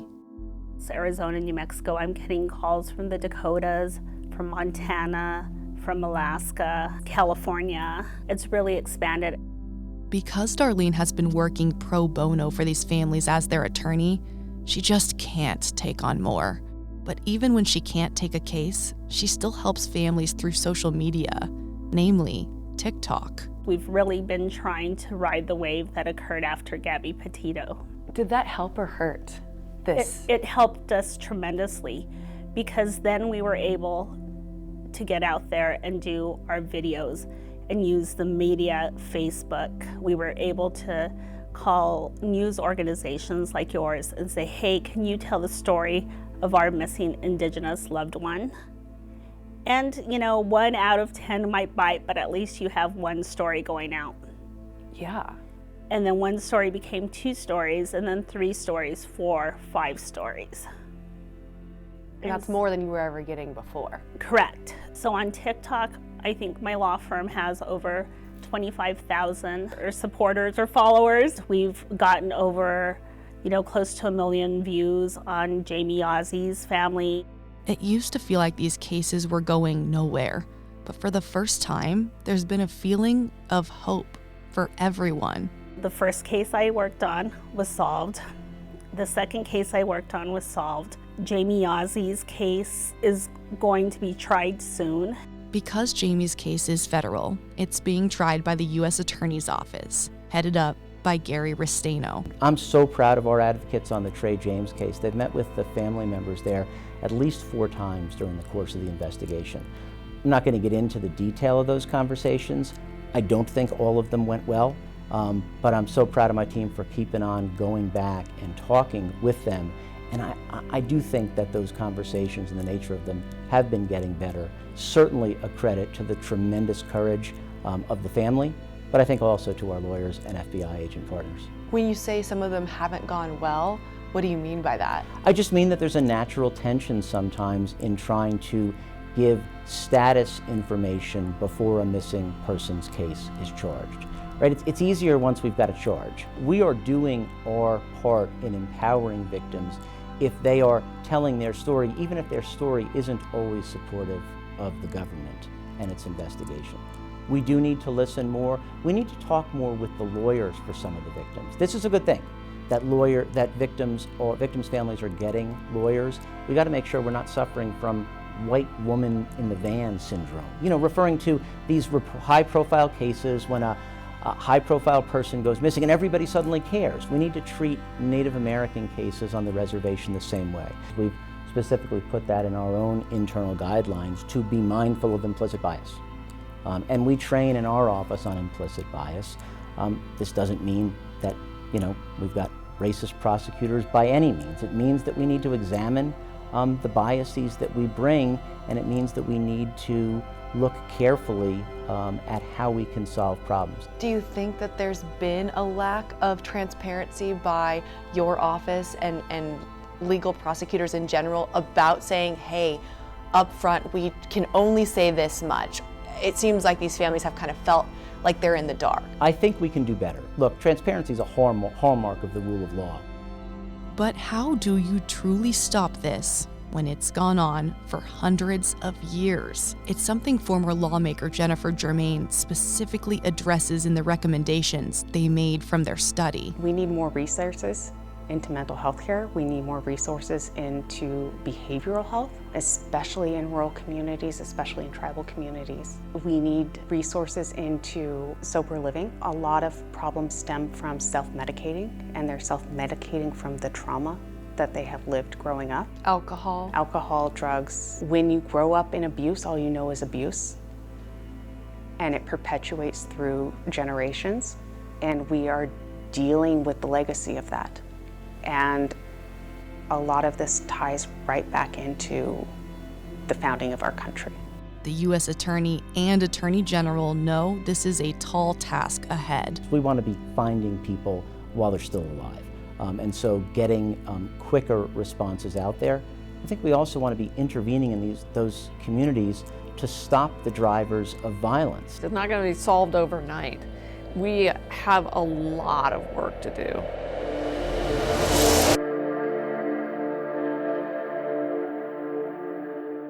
I was only 14, so I don't think I really understood the dynamics of relationships at that time.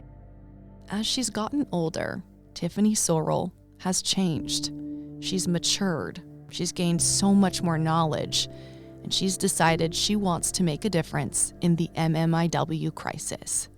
She also wants to know what happened to her mom, Laverta Sorrell. Her personal story through the eyes of a child has been one of the most powerful parts of this project. But she's claiming back power in her 30s that she didn't have before.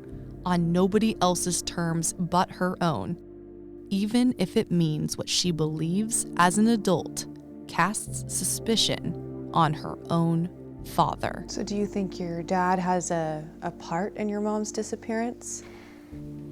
The way I think about it is, if something doesn't make sense, it's probably not true. Coming up on episode 6 of The Forgotten. Pretty much I told him that I think you had something to do with it. The FBI are pressured by her side of the family to provide, to solve this thing. Can I very simply ask you point blank if you were involved in her disappearance, yes or no?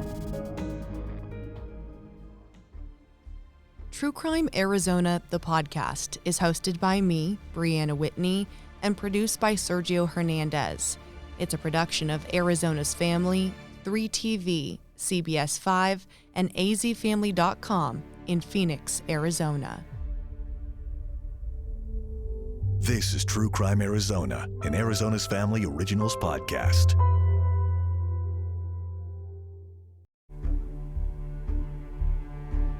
What do you think happened? Because things aren't adding up.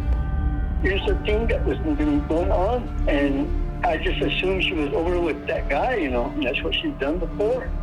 Well, where was everybody in this span of time? That piece was very, very bizarre. Do you think she died that night? I think so. The Forgotten, a True Crime Arizona podcast.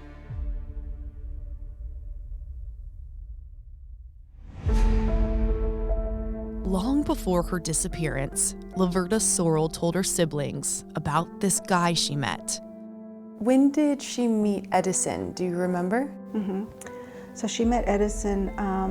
She had been home for a while. She had gone to college a couple of years and then came home to take care of my parents. And she used to work in the Chinle School District.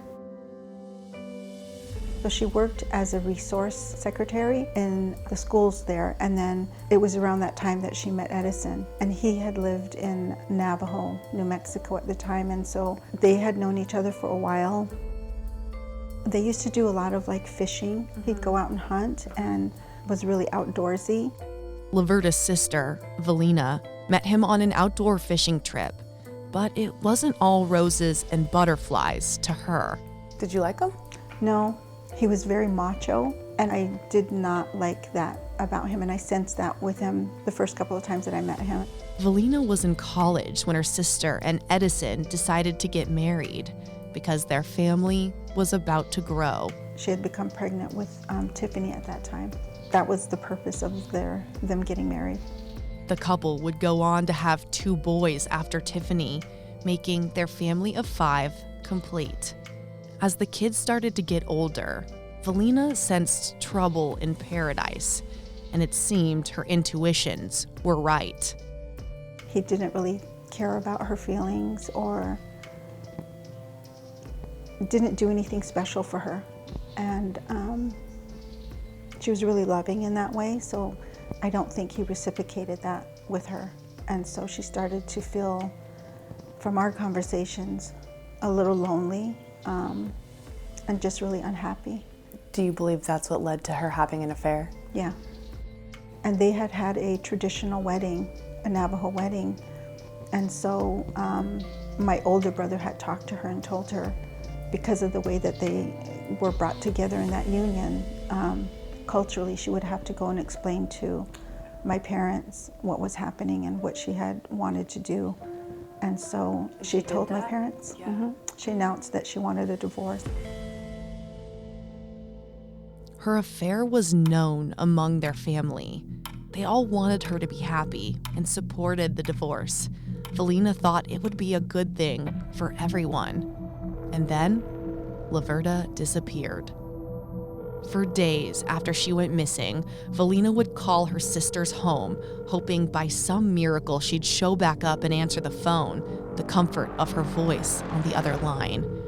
Each day, nobody picked up, until a few days later, somebody finally did. When I called her home and Edison answered the phone, and my immediate reaction to him answering was, "What did you do? What did you do to her?" And I don't know, like that just came out. And then he hung up the phone.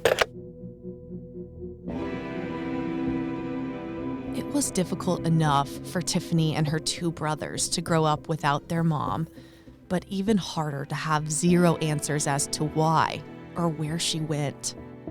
So I always kind of thought, in a few years, we'll find out what happened.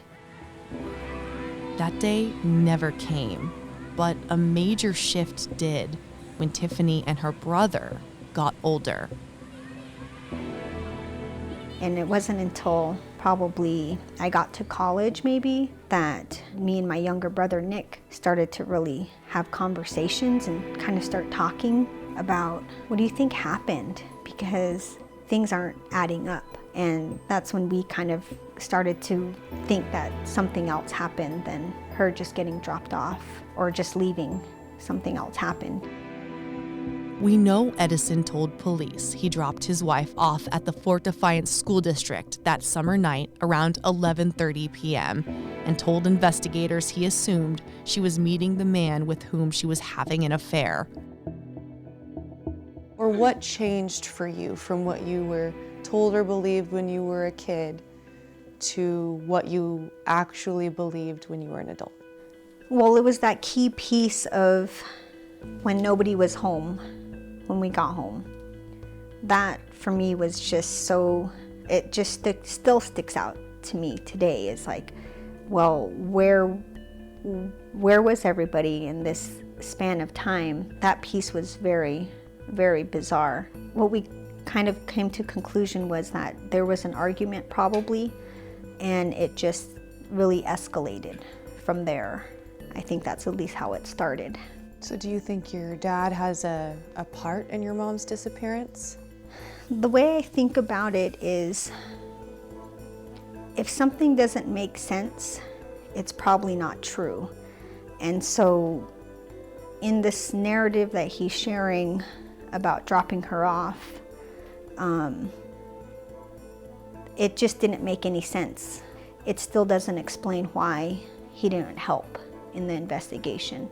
So if your children's mom, even if she was an alcoholic like he said, or not having good friends like he said, and maybe somebody else picked her up, then why wouldn't you still want to at least know where the mother of your children are?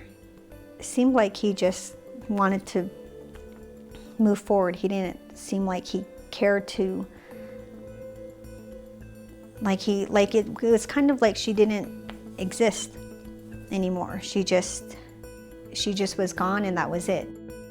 What makes the most sense in this situation is that he was the last one to see her, and he didn't participate in the investigation. Those are the facts that we have.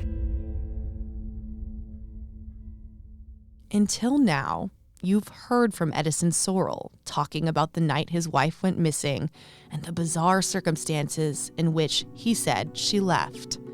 After my interviews with Tiffany and Valina, I knew I had to ask Edison about everything, including their accusations and beliefs. To my surprise, he had a lot to say. You dropped her off at the school district that night, correct? Yeah. Did you think it was weird that she was asking to go to the school district, or weird that you were dropping her off at night since things don't go on at school at night? Well, she's done that before. I mean, we've done that before. She goes to the office, and she has the keys to and stuff. She goes in there and she makes a call to him, and I guess he comes over and he picks her up and he leaves. And I mean, she's done that before. This was an ongoing thing for a whole year, and she was leaving for months at a time, wanting to come back, and she comes back.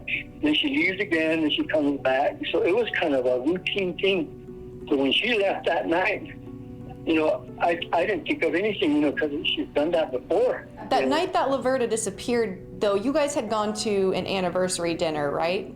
Yeah, we went and ate that night, and we came back, and I guess, I don't know, she had made plans with that guy to meet up with him somewhere or whatever. And she kept wanting to leave and leave and leave. And then I just kept telling her, wait till the morning, you know. I said, I can drop you off in the morning. And she said, no, I got to go right now and stuff. And I let her go that day, that night. You know, the guy that she was with, she had really high hopes of him. He was on a high pedestal. But he was also seeing other girls around town, not only her. The authorities have cleared him in the case. What's your reaction to that? I don't know, you know. Did you take a lie detector or a polygraph test?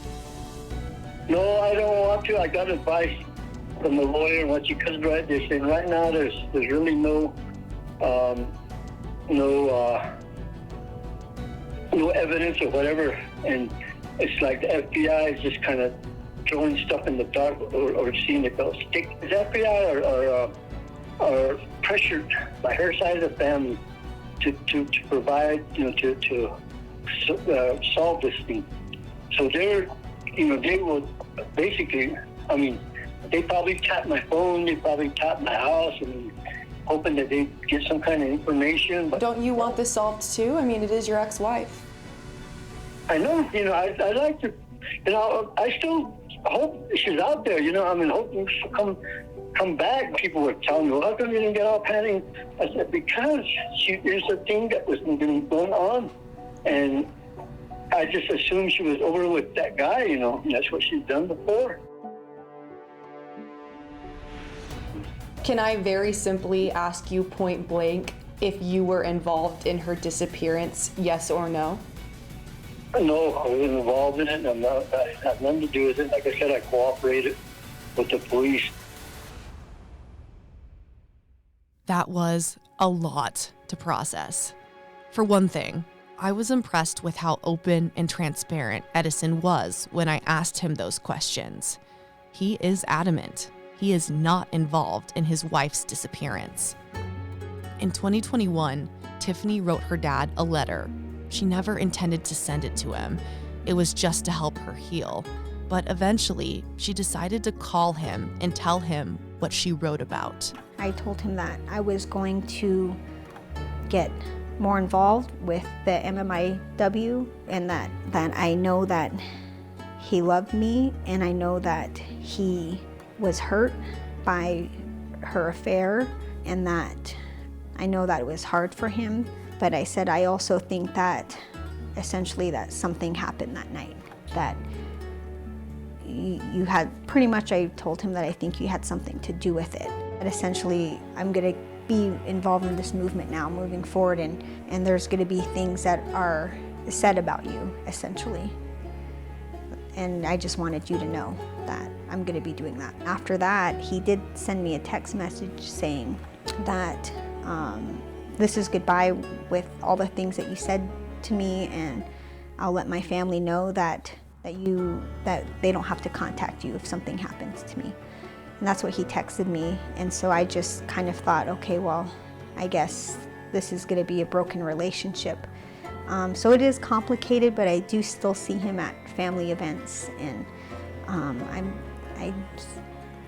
still involved with my dad's side as much as I can be. I mean, how difficult is it to believe your dad may have been involved in your mom's disappearance, be upset about that, but then still try to carry on a relationship? I mean, that's a really tough position to be in.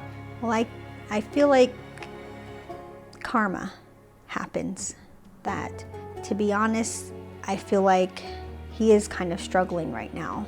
He has a couple of younger children still, even though he's over 65, and I know that he is really struggling to continue to pay bills and things like that, and this is a time that at this age I feel like you're supposed to be retired and enjoying life, and he's just been working, and I feel like it's kind of karma comes back around, and to be honest, it doesn't seem like he's all that happy I mean, how happy can you be when essentially you don't have a very good relationship with your kids?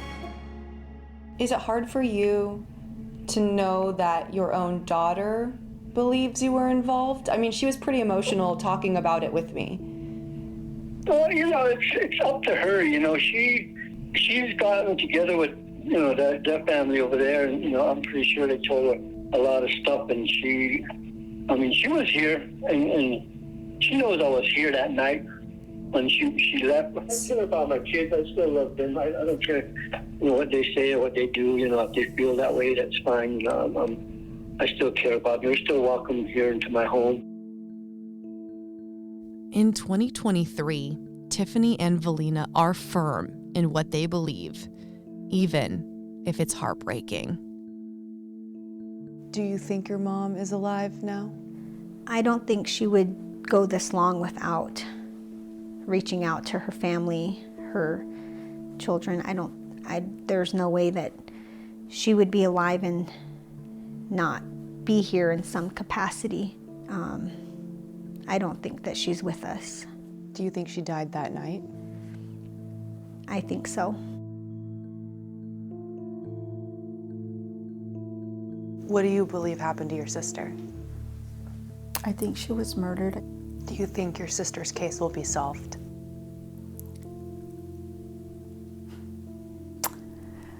I do. Something's gonna give. Something's gonna break open pretty soon. I just feel like we're almost there.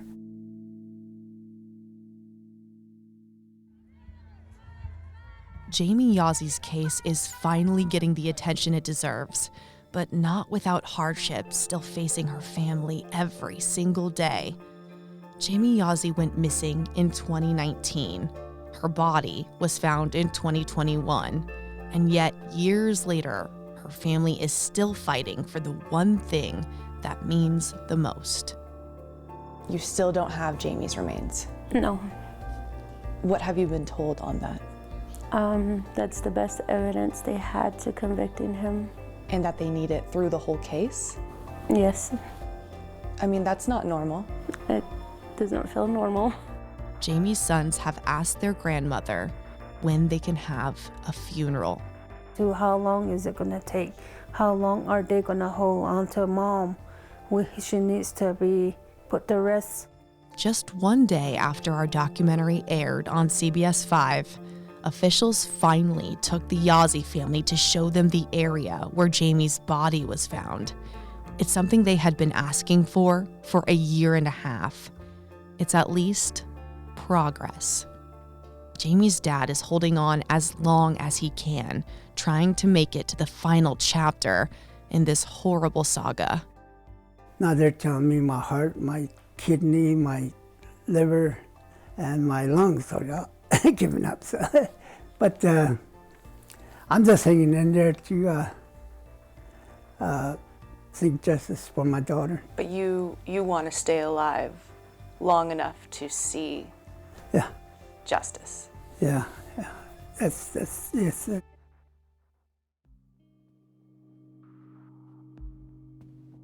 We thought interviews for this project would be divided into two lists: families of missing and murdered loved ones, and officials, attorneys, and lawmakers.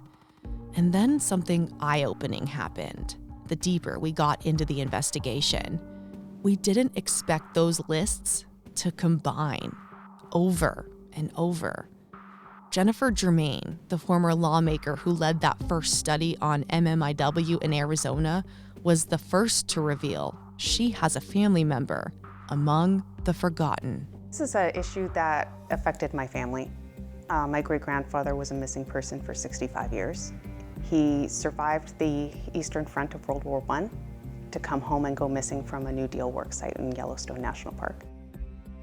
And then Darlene Gomez, the attorney for many of these families. One of my childhood friends, Melissa Montoya, went missing on St. Patrick's Day in 2001. And to this day, she's never been found.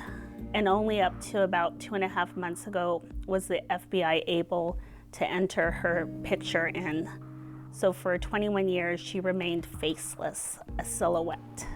And that's not justice for anyone.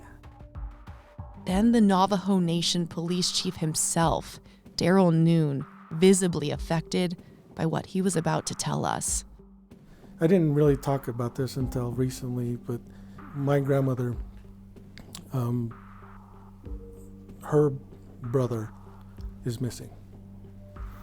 She's 95, going on 96 in March. She's gonna leave this place never knowing what happened. It's tough. I'm just watching her go through it. We know you know who you're looking for. This is Elizabeth.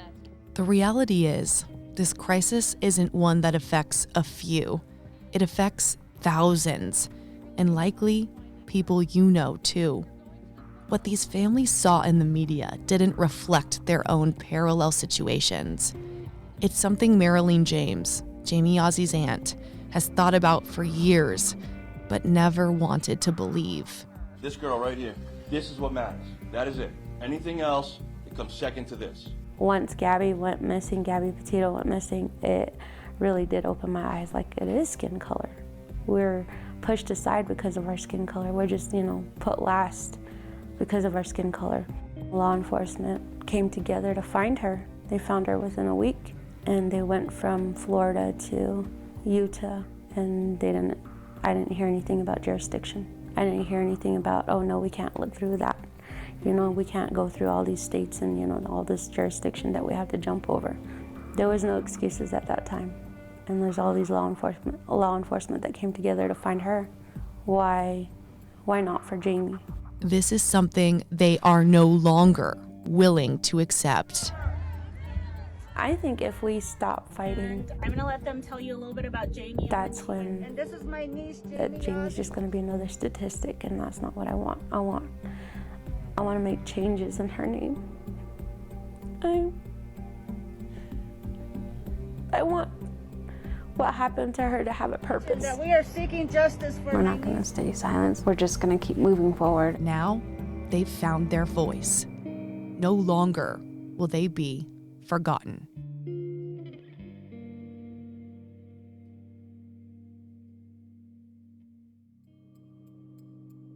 Before this episode ends, I want to let you know where things stand with these cases, what's changed since we started going public with this investigation on TV and online.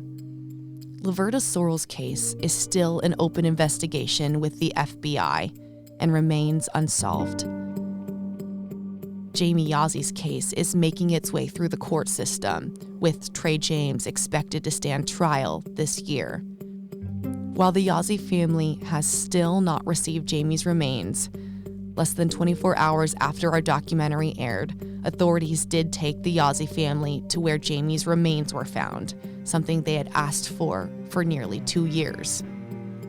In early May, the Missing and Murdered Indigenous Peoples Task Force met for the first time at the Arizona Capitol. 2 weeks later, the governor and leaders from all 22 tribes in Arizona had their first meeting to discuss broadband expansion in their communities. In the state budget, they agreed to $23 million to go to a rural broadband fund. And in June, the federal government announced $993 million, nearly $1 billion, will go to Arizona to deploy technology that will expand high-speed internet to millions across the state, including to our tribes.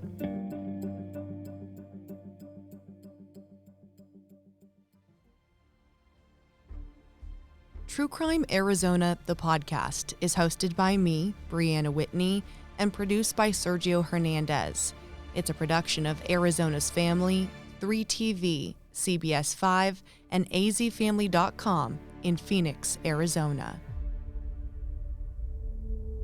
This is True Crime Arizona, an Arizona's Family Originals podcast.